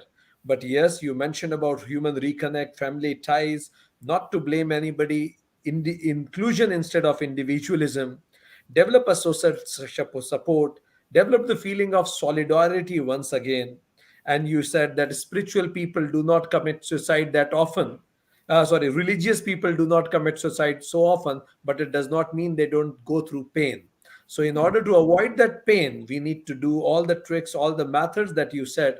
And you mentioned that word feeling misunderstood again and again. I am sure that after listening to your speech, people would go one extra mile to understand others. They won't judge each other much because, as you mentioned, there are many people who are passively dying, not only actively. So we will create a world where we'll understand each other, human to human connect, and then human to higher connect, which you are also doing in terms of group meditations also. We are so honored, blessed with your presence, Dr. Caroline ji, and I'm sure you'll keep blessing us in future course of time also. Thank you very much for Thank being you here. very much. Bye-bye. On behalf of United Consciousness, I thank Ms. Caroline Windham-Hugh for coming onto the platform of United Consciousness. Thank you so much. Every religion has outer shell of rites and rituals, ceremonies and beliefs, but the inner core teaches only compassion, love, tolerance, and the essence is to attain eternal bliss. So let's have a panel discussion on the topic spirituality and religion. Today in the panel we have with us Ms. Sajit Roy, who is a single and proud mother of 2 kids. Her quench in spirituality and yoga has made her successful yoga teacher. In 1998, she did her 2 years diploma in yoga teaching in Sydney. In 2014, she got enrolled in yoga studies with the International Shivananda Yoga Vedanta Center in Kerala and also a 12-month Ayurveda certificate course. She traveled to Bengal to the mother ashram of Balagai and visited the Kriya Yoga ashram in Puri. She also did Mount Kailash Yatra. She has studied Kundalini Awakening with the Tantric Master for 3 years and a 3-year postgraduate diploma in yoga therapy. She runs yoga classes from her home studio. In the panel, we have with us Ms. Amra Kubert. She's graduated from the Faculty of Economics in Sarajevo, majoring in marketing, and she attended various training seminars on recreational sports, rehabilitation, and personal development. She is registered yoga teacher with Yoga Alliance. She teaches Reiki methods of natural healing, yoga, and meditation. She passes a passion and the great joy to her students while practicing and living yoga. This is a mission and she feels rewarded while teaching and learning with her students. In the panel, we also have with us Mr. Cosmin Constantine, who has spent 20 years of his life in sports and later became a fitness coach. Then he started teaching Hatha Yoga classes, which changed everything completely. He visited India, where he studied intensive courses of Ashtanga Yoga, Pranayama, Mantra, meditation, Yoga Nidra, philosophy and asana with Yogi Sunil Sharma and Yogi Kamal Singh at Tattva Yoga Shala in Rishikesh. Also in India, Rishikesh, alongside Swami Narayanananda, Dr. Jose Ruge Ribeiro Jr., Brazil, he also did the course of psychology, yoga and Ayurveda cosmology in Paramatniketan Ashram and Anand Lok. In Sudhasabha Ashram, Brazil, along with Dr. Ruge, he studied Ayurveda, Sudharaja Yoga, meditation, and scriptures on Sanatan Dharma on yoga line called Sudha Dharma Mandalam. The last 4 years, he began to learn Nidra Yoga, Prana Kriya, Mantra Yoga, and Yantra Yoga in the tradition of Kashmirian Shaivism along with Andre Rail. In the panel, we have with us the one who believes that learning and sharing is the best way for continuous improvement and is always ready to share the deep knowledge and understanding of Raj Yoga meditation. Her philosophy is to enjoy every moment of her life as it comes and to remain constantly happy. She is Brahmakumari Gayatriji. She began her spiritual journey at early age and is in service with the Brahmakumari's World Spiritual University. Getting trained with remarkable yogis, she herself became extraordinary in meditation and teaching and has developed a clarity and purity of mind. She is the director of Raja Yoga Center for Self-Development, Muscat, Oman. She coordinates and conducts workshop lectures and meditation programs to promote universal values, inner peace, health, and women empowerment. She is a computer science graduate with MBA in marketing and human resources. Today's panel discussion will be moderated by Dr. Vikrant Singh Tobar, convener United Consciousness. Dr. Tomer is an acknowledged trainer, academician, scholar, writer, and a management consultant. He's a freelance trainer and served the cabinet ministers of state, MLAs, police officers, and tycoons of the business world. His aim and objective is universal brotherhood and happiness through harmonizing the knowledge from the ancient scriptures into our lives. So I welcome all our guests for panel discussion. Namaste, respected guests and Namaste. parts of the world. Namaste. Such a wonderful day and wonderful topic of discussion, spirituality and religion.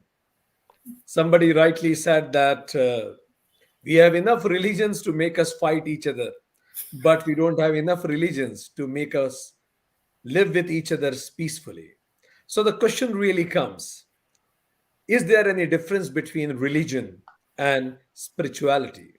A big number of people in different parts of the world are growing in a tradition of no religion.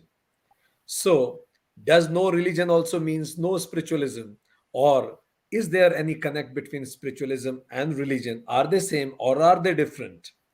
So, let's begin with Oman for the light of wisdom in this. May I ask Sister Gayatri to throw some light on this question?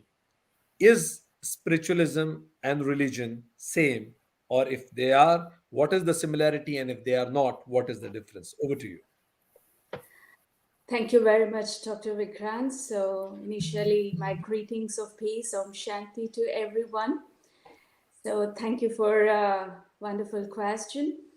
So, it's I say like it's not that religion is higher or spirituality is higher. So yes, it's something like when baby is a few months just born, it wants just the milk, not the food. Okay, it's not that we don't have the food.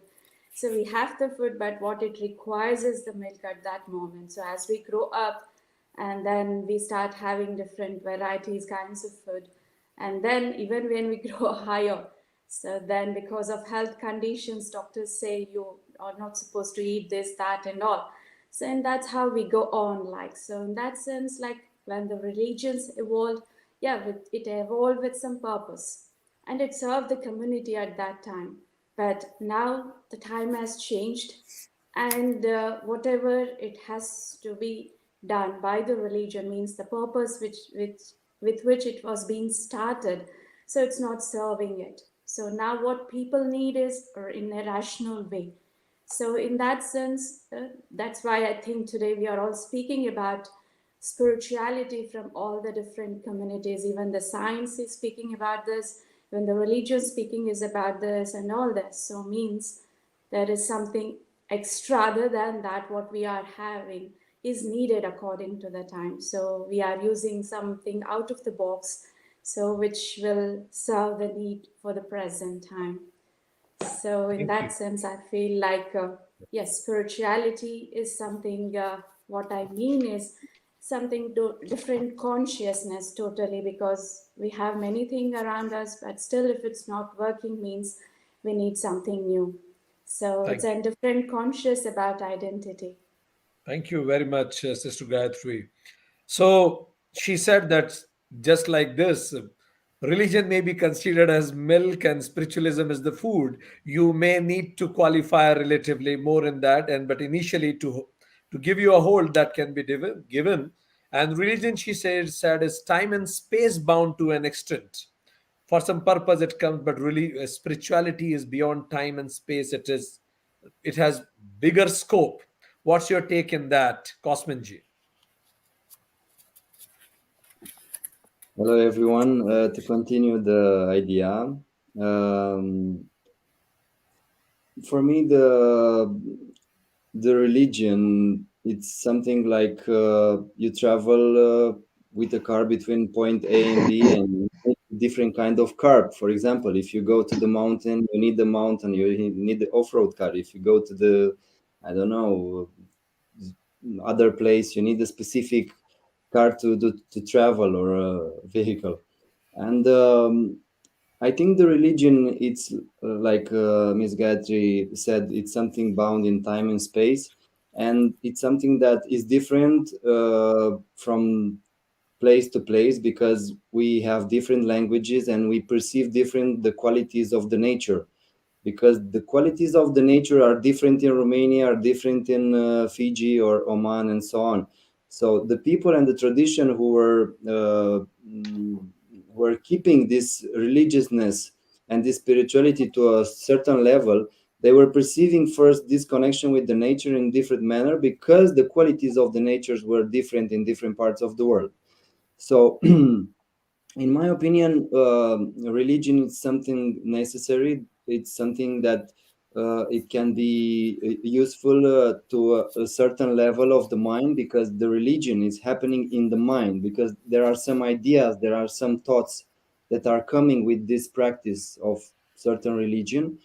And after this level of the mind level, of the physical and mind level, we can perceive a little bit more intuitive this side of this seed of spirituality and the seed of the religion, because the religion is very rooted in something that is universal and is something that is higher than not higher, but the rooting is different, like in not call it Hinduism, because it's the Vedic tradition. All this Vedic tradition, we're speaking about the Sanatana Dharma and something universal, something beyond the lineages, something beyond the gods, something beyond all this theosophical information that we can access. It's something more in a feeling, in something more that inclusion, something more that you can feel something more than theosophical information Okay. or So, yes. technical things like finding the practice of different kind of religions. Thank you. So Cosmic G said that maybe religion is a special purpose vehicle and spirituality is a all-purpose vehicle. He had some simile with that. I will come to Sarjeet Ji from Fiji and Australia. Sarjeet Ji, can I be spiritual without being religious, or can I be religious without being spiritual? Can I be, sorry, thank you for inviting me. Yes. So let me go back and look at people's view thousands of years ago. Okay, so humanity have been pursuing the truth, and they've been asking some soul questions. Okay, who am I? What do I want? What is my purpose? What is the meaning of life?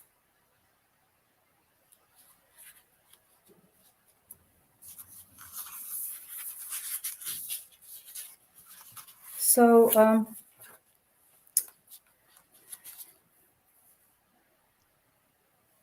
your question, I mean, I actually I just asked, like, can I be spiritual without being religious? Is it possible that somebody is not does yes, not believe yeah. in any god or anything else, but that person is spiritual? Is it possible? Yes, you can be spiritual without being religious. Mm-hmm. Mm-hmm. Yeah. And because for a spiritual person, to find their truth and find God within themselves and all of life. So you don't have to follow a religion to find God. You find in all of life. Finding yourself is spiritualism. So you may not Yes. to, if even if you don't believe in God, still you can follow it. What's your take in that, Amraji? Can I be spiritual without being religious? Yes, of course, you can be spiritual without be religion in the same time, because spirituality is about one's soul and the inner self. It's working with yourself, with your inner self. Being spiritual involves holding one's personal set of beliefs and practices and searching for the purpose of life. Each person's own definition of spirituality can vary throughout their lifetime, adapting to individual experiences through personal study and self-reflection. The goal of spirituality is to realize one's inherent power to combat all of life's changings and connect with the something great and greater than oneself. For me, spirituality is a universal, personalized experience, and everyone's experience is unique. Well, You can belong to a religions group and be religion and spiritual in the same time, and you can be only spiritual or only religion person, separated. Okay, so they have a gap in between. You can be religious without being spiritual, and you can be spiritual without being religious. Perfect, perfect.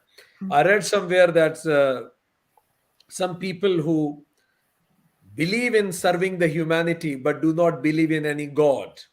So will you call them spiritual people, Gayatri ji? So spirituality is all about the inner consciousness. Okay, they are serving. Yeah, it's a great act of charity. But at the same time, the intention behind that serving is also matters. Otherwise, it's just becomes like name, fame, that's all. And the returns won't be there out of it.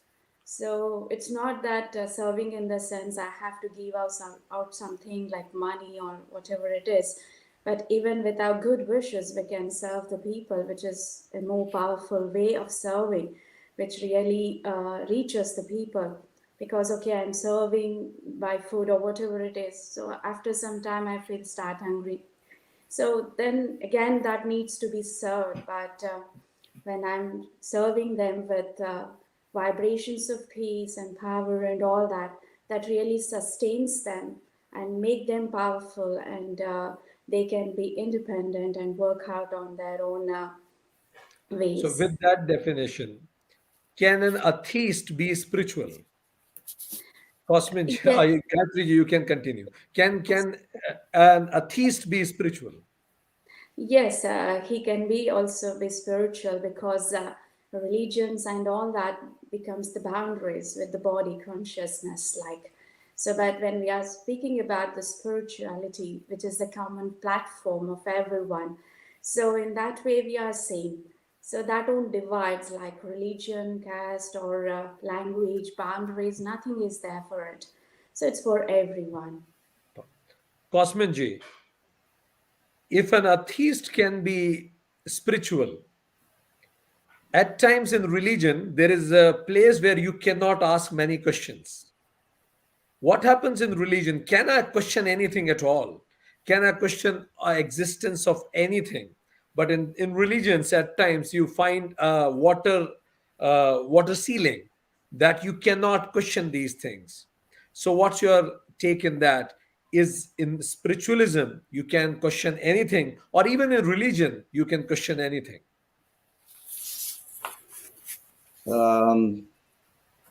For example, in Christianity, because I'm from Romania, it's you can go very deep. You can find a lot of churches, and you can go very deep into the practice of the Christian religion, Orthodoxy. And also, you can go to some churches and monasteries where they will not offer you some information, deep informations about the practice. So I found a lot of similarities between yoga and Christianity, because also yoga, it's an Orthodox system.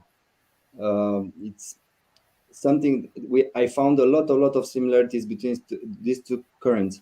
And I think, for example, an atheist, he doesn't believe in God, but also maybe he's wearing some gold in his on his neck and so on, and he's believing in God, in something, in gold, in something physical. But by believing in gold, you also believing in something that have created gold. So you have the gold, but also the gold is creating from something that is beyond gold. And also, what we can find in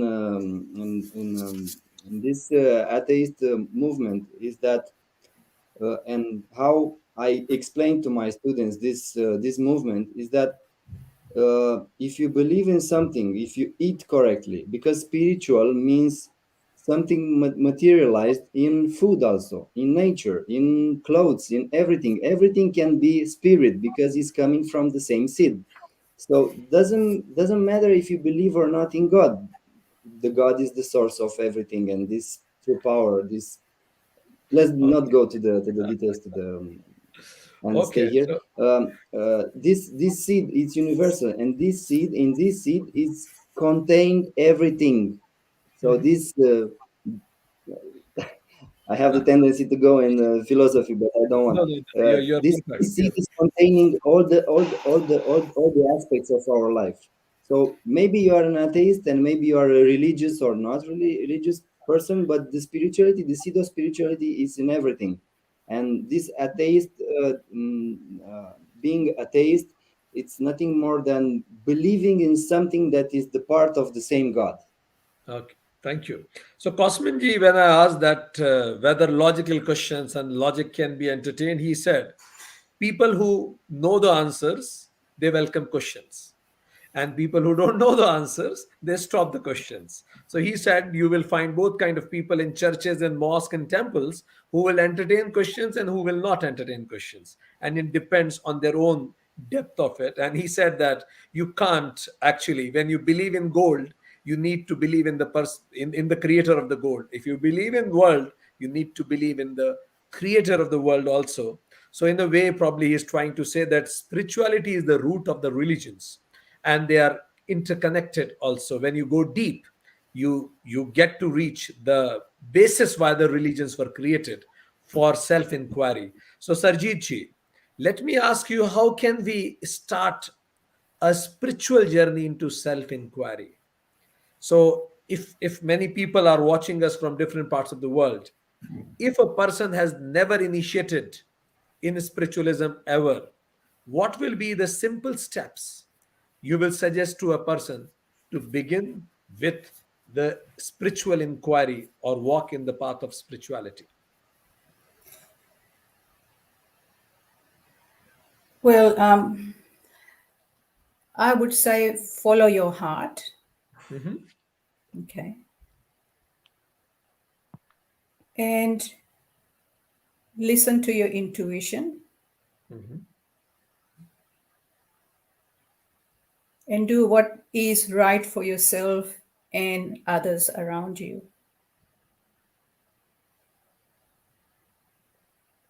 And also,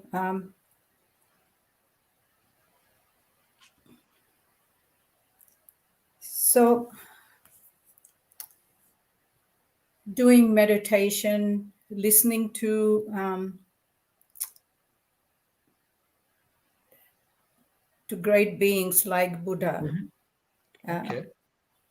and finding what their teachings, whether their teachings sit with them. Okay, thank you. Thank you. So Sarjeet ji said that follow your heart and be intuitive. Go to a master, and if you don't get the master, at least follow the message.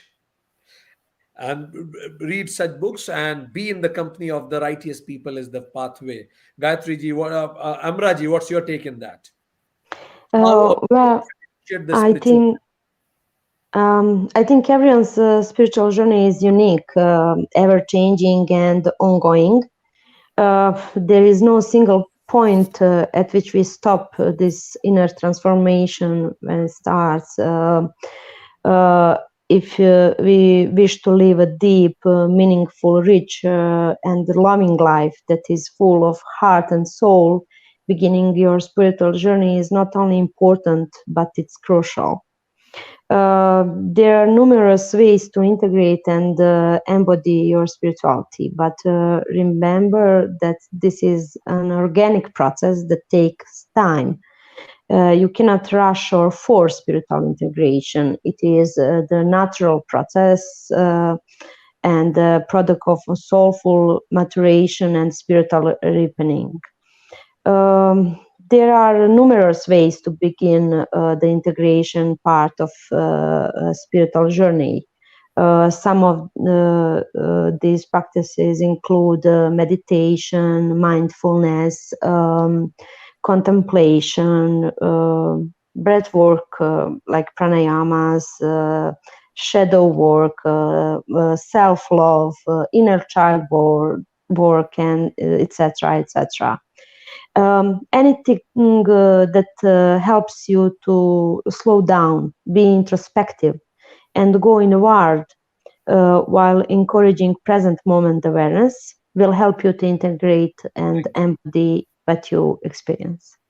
Thank you. Amraj, said it's an organic growth. You can't expect it to be like Sensex, that today you are down and tomorrow you will be very high spiritually. And then she said that in this journey, fast is actually slow and slow is fast. And as Nietzsche once said, ripeness is all. You need to ripen up with your experience in this journey. Perfectly told. Gayatri ji, what's your take in that? People across the globe are watching us, will be watching us, as in this event, around 100 countries, delegates, and representations and participants may come. So, what's your suggestion to them how to begin their spiritual journey? So now the wave of the word spirituality has started across the world.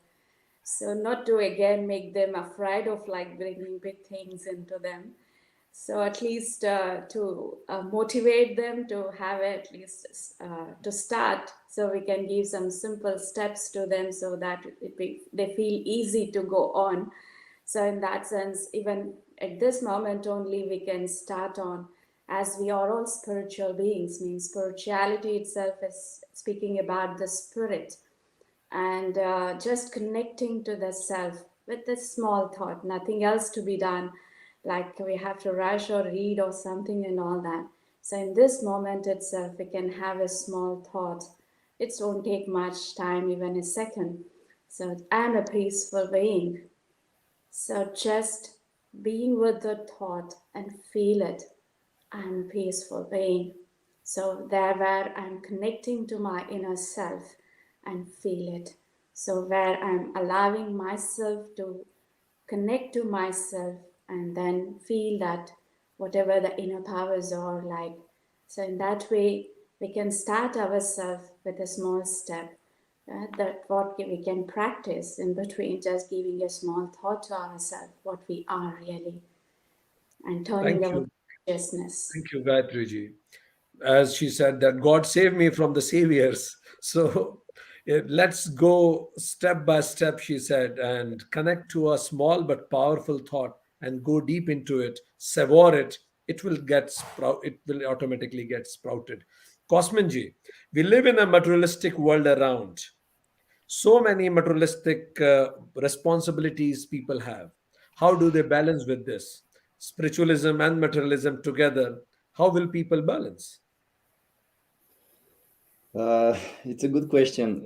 If you look, for example, at my experience, I came from Romania and I went to India, and I have done some courses there. So I need money. I have to pay for the flight ticket and I have to pay for the accommodation and so on. So the money are the part of our life, and this misunderstanding also in the Christianity, the priest that I don't know, everybody thinks that these spiritual people have to be like with no material possessions, which is not so fair, because if you look a little bit in the Vedic tradition, all the kings, they were going to the masters, their masters, with a lot of diamonds and gold, and to receive some short soma, some philosophies or some answers to their questions. So I think the materialistic area of the spirituality is necessary, because we need also to be clean. We need also to have access to good food and to shelter and so on. What is the most important thing is the source of this money, and how we get in touch with this materialistic approach, and how we take this money from the nature, because the money is nature condensed in some currency, because everything is coming from the nature. So I think the biggest challenge right now is to create a penny, a dollar, I don't know, a money that is sustainable and is not creating more conflict in our relation with the nature, because we are nature, and in this inner world, which you can say that it's more related to the spirituality, and more outer, or more the outer world, which is the more it's like the religious way, because the religion is making the connection between the spirituality and is materializing this through an institution or church or dogma and so on. I think this area of inside and outside world, which Ayurveda and yoga is talking about, to bring them together in cohesion and to connect them in a way that is not any conflict between the inner world and outer world, it can be also beneficial to the materialistic aspect of our life, and to, to, to change a little bit the perception of the people about this spiritual way of life, which is perceived now that you have to be poor and you have to act like a poor, and Thank you don't need the phone, you don't need the car, you don't need the organic food or good clothes. Cosminji said that in order to be spiritual, you don't need to be poor. Because at least things need resources. And he said that probably like a bicycle, the first tire should be spiritualism and the second tire should be materialism, as the first tire decides the direction, but even second tire of the bicycle is needed to move on. So, and then he said that do your karma, but it should be backed by dharma. Righteousness of your source of earning is very much important, and probably maybe knowing the difference between need and greed may also help in that, so that you can go slow, as Amraji said. So dear friends, I will ask one sentence from all four of you. People are watching from different parts of the world for us to us right now. In one sentence, tell me, tell my audience, why should follow the path of spirituality? Give them one reason. To a person living in maybe Las Vegas, and give him one purpose, one reason, one sentence, one full stop, no elaborations. Tell a sentence. Why should I follow spirituality? I have money, name, fame, everything, whatever I want. Why should I follow spirituality at all? Why? Or maybe a person who is very poor, shattered, don't have two ways meal. Why should I follow spirituality? So all of them are listening to your sentence. Why should I follow spirituality? One sentence. Maybe Gayatri ji may begin. Thank you. So, spirituality is something which helps me to take care of myself. That is what is very much required in the present time with all these challenging situations which is going on. Thank you. Thank you. To take care of yourself in whichever condition you are, it will hold you there and give you inner strength. Thank you. Sarjeet ji, why should I follow spiritual path? Spirituality empowers you. Okay. It will empower you. Yep. Yeah. Ambraji. And allows you to be who you are rather than what allows you other to person. believe and Yeah. be in who you are. Perfect. Yeah. From selfie to self, it will direct you. Okay, perfect, Sarjeet ji. Yes. Amraji, one single sentence. Well, I will said what say very famous spiritual teacher Rumi. There is a candle in your heart ready to be kindled. There is a void in your soul ready to be filled. You feel it, don't you? Thank you very much. To rekindle the candle inside you. Yes, Cosminji, one sentence. Spirituality is the mother of joy of life. Wow. It will bring joy. Once Rockefeller asked, the richest person on the planet asked Swami Vivekananda, Swamiji, I have everything and I am happy also. What is it that you can teach me? Swamiji said that I am happy that you are living happily. I will teach you how to die even very happily. So maybe there are many things that spirituality can bring to us in our life. So dear friends, let's conclude our discussion today. Cosminji said from point A to B, religion may be a special purpose vehicle, but spirituality is an all-purpose vehicle, and it is the root. And it gives you the answer of the question but at the same time, if you believe in the creation, you may need to believe in creator also. So the root of religion is a spirituality, and spirituality does not make you poor. It rather make you rich in your mindset. And whatever you want to do, all karma you need to do, but assure that karma is backed by the dharma. Like a bicycle, both tires are needed, and it gives you more stability in life and work and life balancing so that you can pursue your purpose of life.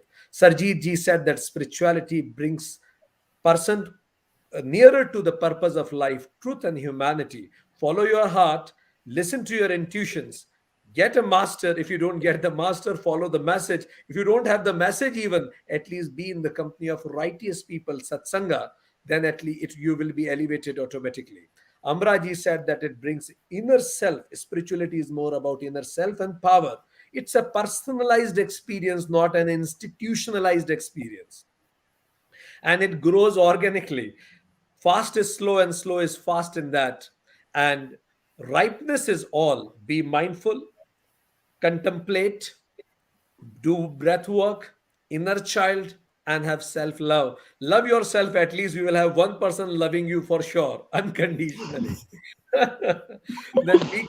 Gayatri said that, like a baby needs milk, religion may be milk, but later on, when baby grows up, baby needs food. And spirituality is that wide ocean which is beyond time and space, even. And then you can do charity, inclusive approach is needed. Even if you don't believe in God, you can be spiritual by your right deeds.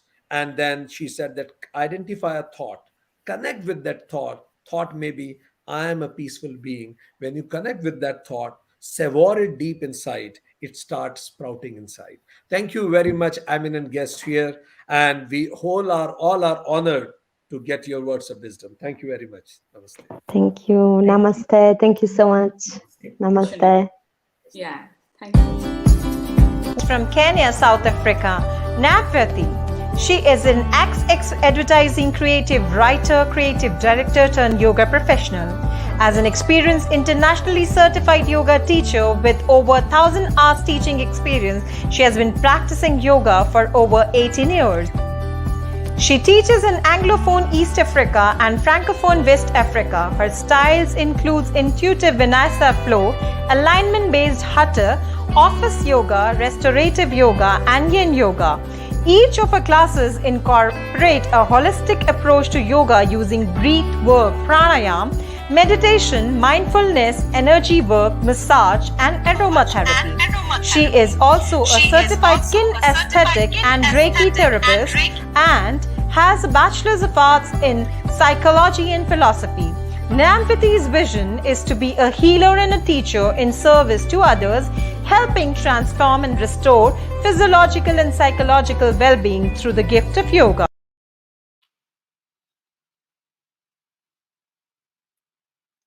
Hello, everybody. I hope you are well. I'd like to welcome you to a little guided meditation that will hopefully connect you with your higher self and you with your inner child. And so to begin this meditation, I would love if you could find a comfortable seated posture. So whether that's in a chair, on the floor, or even if you're at home lying down, you just come to a comfortable posture where you are at ease. And with your comfortable seated posture, I want you to just slowly feel your spine getting nice and tall. And as your spine gets nice and tall, you start to feel your chin slightly tilting downwards towards your chest. Now, we'll go through a short, very brief breathing exercise to just get us into a meditative state. We've had a lot of processing of the mind with the new ideas and the powerful discussions that have been going on. And so now we get a little bit more receptive versus being more active. So inhale through the nose and exhale through the nose this entire time. I'd like you to inhale through the nose for a count of 4. Pause for a count of 4. Exhale through the nose again for a count of 8. And then pause after your exhale for another count of 4. So now let's do this together. Inhaling now for 4, 3, 2, 1. And pause for 4, 3, 2, 1. Exhale 8, 7, 6, 5, 4, 3, 2, 1, and pause for 4, 3, 2, 1. Inhale, 4, 3, 2, 1, and pause for 4, 3, 2, 1, and exhale, 8, 7, 6, 5, 4, 3, 2, 1, and pause for 4, 3, 2, 1. Inhale, 4, 3, 2, 1, and pause for 4, 3, 2, 1, and exhale, 8, 7, 6, 5, 4, 3, 2, 1, and pause for 4, 3, 2, 1. Inhale for 4, 3, 2, 1. Pause for 4, 3, 2, 1. Exhale, 8, 7, 6, 5, 4, 3, 2, 1. And pause for 4, 3, 2, 1. Inhale for 4, 3, 2, 1. Pause for 4, 3, 2, 1. And exhale, 8, 7, 6, 5, 4, 3, 2, 1. And pause for 4, 3, 2, 1. Inhale, 4, 3, 2, 1. Hold the breath. Fill the lungs. Feel their fullness. And now let it out for 8, 7, 6, 5, 4, 3, 2, 1. And pause. Feel how empty the lungs are. You are holding empty space. And now fill the lungs back up for 4, 3, 2, 1. And hold. And now exhale. 8, 7, 6, 5, 4, 3, 2, 1. And pause. Inhale. 4, 3, 2, 1. And pause. And exhale. 8, 7, 6, 5, 4, 3, 2, 1. And pause. Lovely. Inhale for 4, 3, 2, 1. And pause. And exhale. 8, 7, 6, 5, 4, 3, 2, 1. And pause. Inhale. 4, 3, 2, 1. And pause. And exhale. 8, 7, 6, 5, 4, 3, 2, 1. And pause. Last few breaths. Inhale together for 4, 3, 2, 1. And pause. And exhale. 8, 7, 6, 5, 4, 3, 2, 1. And pause. Last breath in. 4, 3, 2, 1. And pause. And exhale. 8, 7, 6, 5, 4, 3, 2, 1. And just come back to normal breathing. So with this breath, we've switched on your parasympathetic nervous system response. And so you will be feeling quite woozy or dazed or super relaxed, feeling like you're in trance. This is normal. We are now ready to be in our receptive side for this guided meditation. So now as you're sitting or lying down, I want you to start to feel length being created in the body. If your eyes are open, I'd like you to either close them, or if this is not very comfortable for you, you can lower the gaze and just gaze beyond the tip of your nose. Soft gaze. Take a big breath in. Feel yourself getting taller, and a big breath out.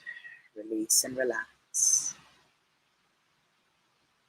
We'll take a little journey inside our minds. So as you keep your eyes closed or lowered, start to see yourself in a peaceful space, in a space that has absolutely nothing. In this peaceful space, there is no color, there is no sound. There may be the feeling of air moving, but there are no other extrasensory stimulants. Now in this space, you turn to your left side. And on your left side, you'll notice a big tree. Start to notice a lot of details around this tree. The color of the bark, the width of the bark, texture, whether it's rough or smooth. You may even see the giant roots of the tree protruding from the ground. As you start to move closer to the tree, maybe walking around it, to just gaze at its beauty, at its perfection, you notice a little archway forming right in the middle of the trunk. As you slowly advance towards it, the little opening and archway gets bigger, just enough so that you can fit right in. As soon as you step into that passageway that's appeared in the middle of the trunk of the tree, you see steps before you leading down in a spiral. Start to follow the steps, slowly and surely, placing one foot in front of the other. And as you go down these spiral steps, you notice yourself getting even more relaxed. Your breathing getting even more deep and full. You're finally headed towards the bottom of the steps. And as you slowly step away from the steps into another archway, it opens up to a beautiful, beautiful forest. Notice the details of this forest, for they are unique to you. Is this forest dense? Is this forest slightly dry, like the savanna? Is this forest full of other animals, flying, crawling, walking, or running? Or is this forest silent, no creature in sight? You might hear the sound of the breeze as it brushes past the leaves and the branches of the trees in that forest. Beautiful, deep sounding wind and breeze. You notice that the wind starts to pick up in speed a little bit, causing a little bit of sensation around your skin. The wind is dancing around you, welcoming you in. And as you find a clearing in that forest for you to snuggle up into and be comfortable with, you feel a sense of ease and comfort. You feel a sense of familiarity as you've been here before, perhaps in your dreams, or perhaps in another meditative state. Find your place and sit. You could sit anywhere you'd like in that forest.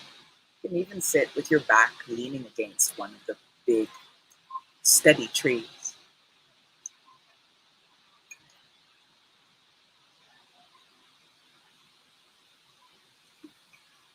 And as you settle here, take a glance around you. Notice the sights, the sounds, the smells that surround you.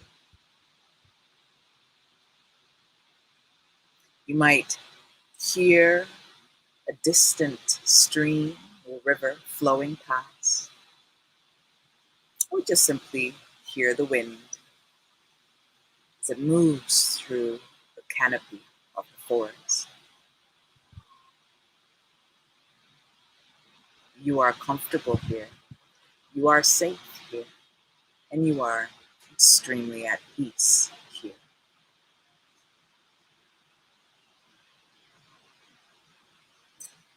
Breathe in and breathe out as you relax and get even more comfortable in this safe space. You'll start to notice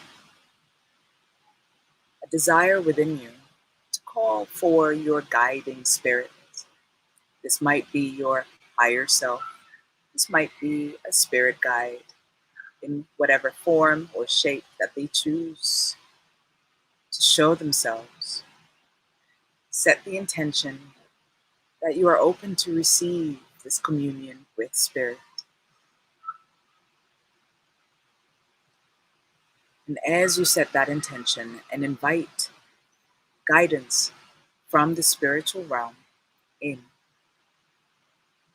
relax and open your third eye to see and connect with whom or whatever might show itself.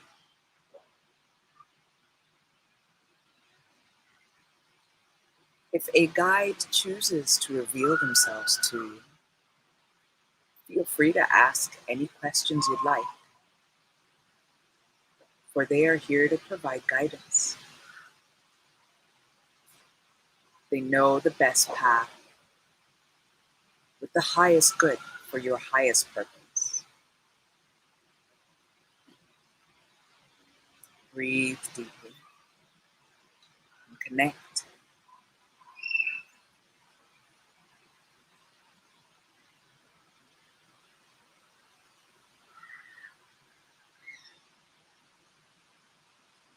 Whatever messages may come through, ask your memory to record them for your journaling session after the meditation.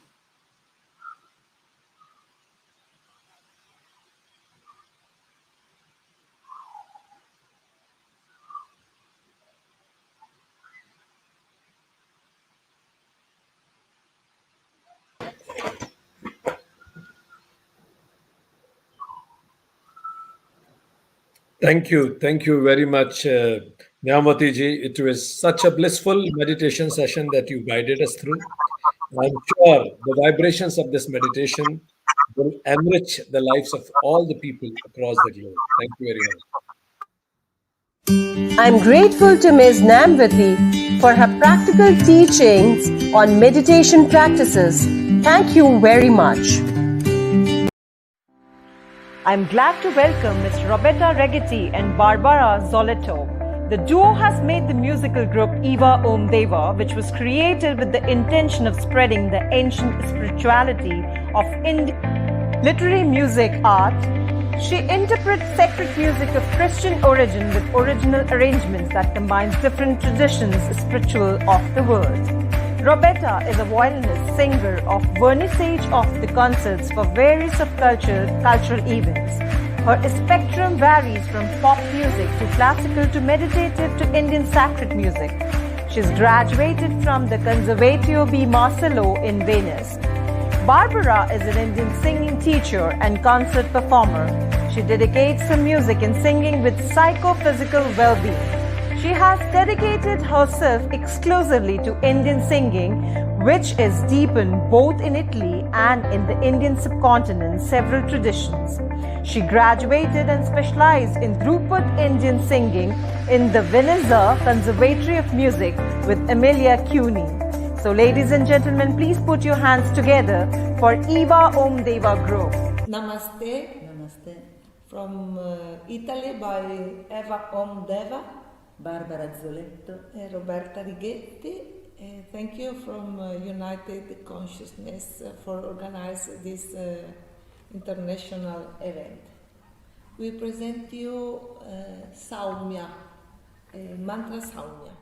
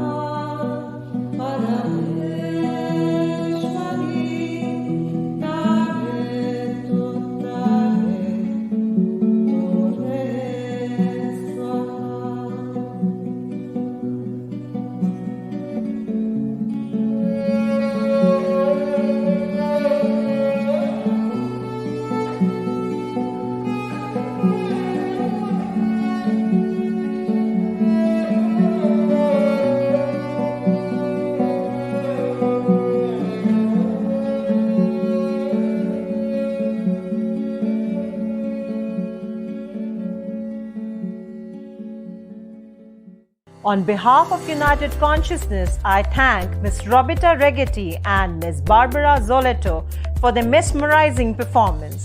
Thank you so much.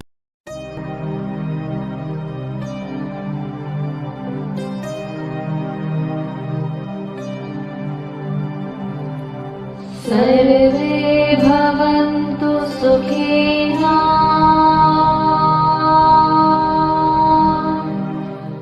सर्वे सन्तु निरामयाः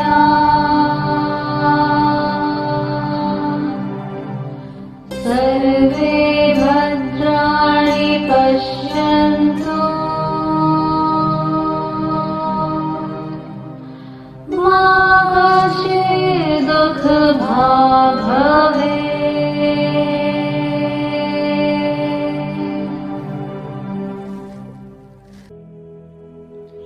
This shloka means, may everyone be happy, may everyone be free from all diseases, may everyone see goodness and auspiciousness in everything, may none be unhappy or distressed.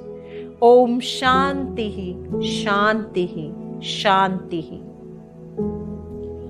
I am highly privileged to have this opportunity to present my gratitude to all those who have witnessed and blessed this event directly or indirectly. I believe that this is not the end, but the beginning of our journeys. The journeys towards the noble cause of removing the 14 divides rooted in human race and promoting harmonious and peaceful coexistence. Firstly, I thank the God for blessing us all in this conclave to take our first step towards the noble mission. I thank European Yoga Federation, Swami Suryananda Saraswati Ji, Ms. Amy Blesio, Ms. Emilia, Sarah, Danielia, Christine, and also thank the Spiritual Council in Africa. I am very thankful to our speaker, Swami Amrita Suryananda Ji, Ms. Caroline Van Deme. I also thank our yoga expert, Mr. Sukhadev Ji, and meditation expert, Ms. Nyamvati Gaiko. I owe my heartfelt thanks to our panelists, Mr. Cosmin Konstantin, Mr. Sarjeet Roy, Ms. Amra Kubert, Brahmakumari Gayatri Ji. I would like to thank our performers, Play for Change Musical Group, Ms. Barbara Zoletto and Ms. Roberta Regetti. I owe my heartfelt thanks to Team Project Self USA, Shri Rajesh Rabindranath, Ms. Pavitra Srinivasan, Ms. Madhurika Arvind, Ms. Rashmi Kashri, Dr. Prasad Akavu, Dr. Vijay Reddy, Ms. Gina Suresh, Mr. Karthik Palamalai, Mr. K.L. Alexander, Mr. Venkat Sriram Lalu, Ms. Deepthi Nair, Ms. Avneet Bad, Mr. Suresh, Mr. Devaraju, Ms. Deepa Arun. I thank Team Project Self Bharat, Dr. Vikrant Singh Tomar, Dr. Shweta Tomar, Aditi Meghna Mausan Prachi, Mr. J.S. Juneja, Dr. Paramji Juneja, Rishi Vishalji Arnav, Aditya Ashwin, Rati Dharmendra Ji, Uday, Pooja Ji, Bharti Ji, Dipti Ji, Amrish Ji, Mrinalini Ji, Khushbu Ji, Jimmy Ji, Mr. Sanjay Rajput, Ms. Simran Reel. I also thank two new members of Project Self India, Ms. Maria Lightwala and Ms. Simran Raghavani. I am very much thankful to our wonderful audience and all the visible and invisible sources blessing us.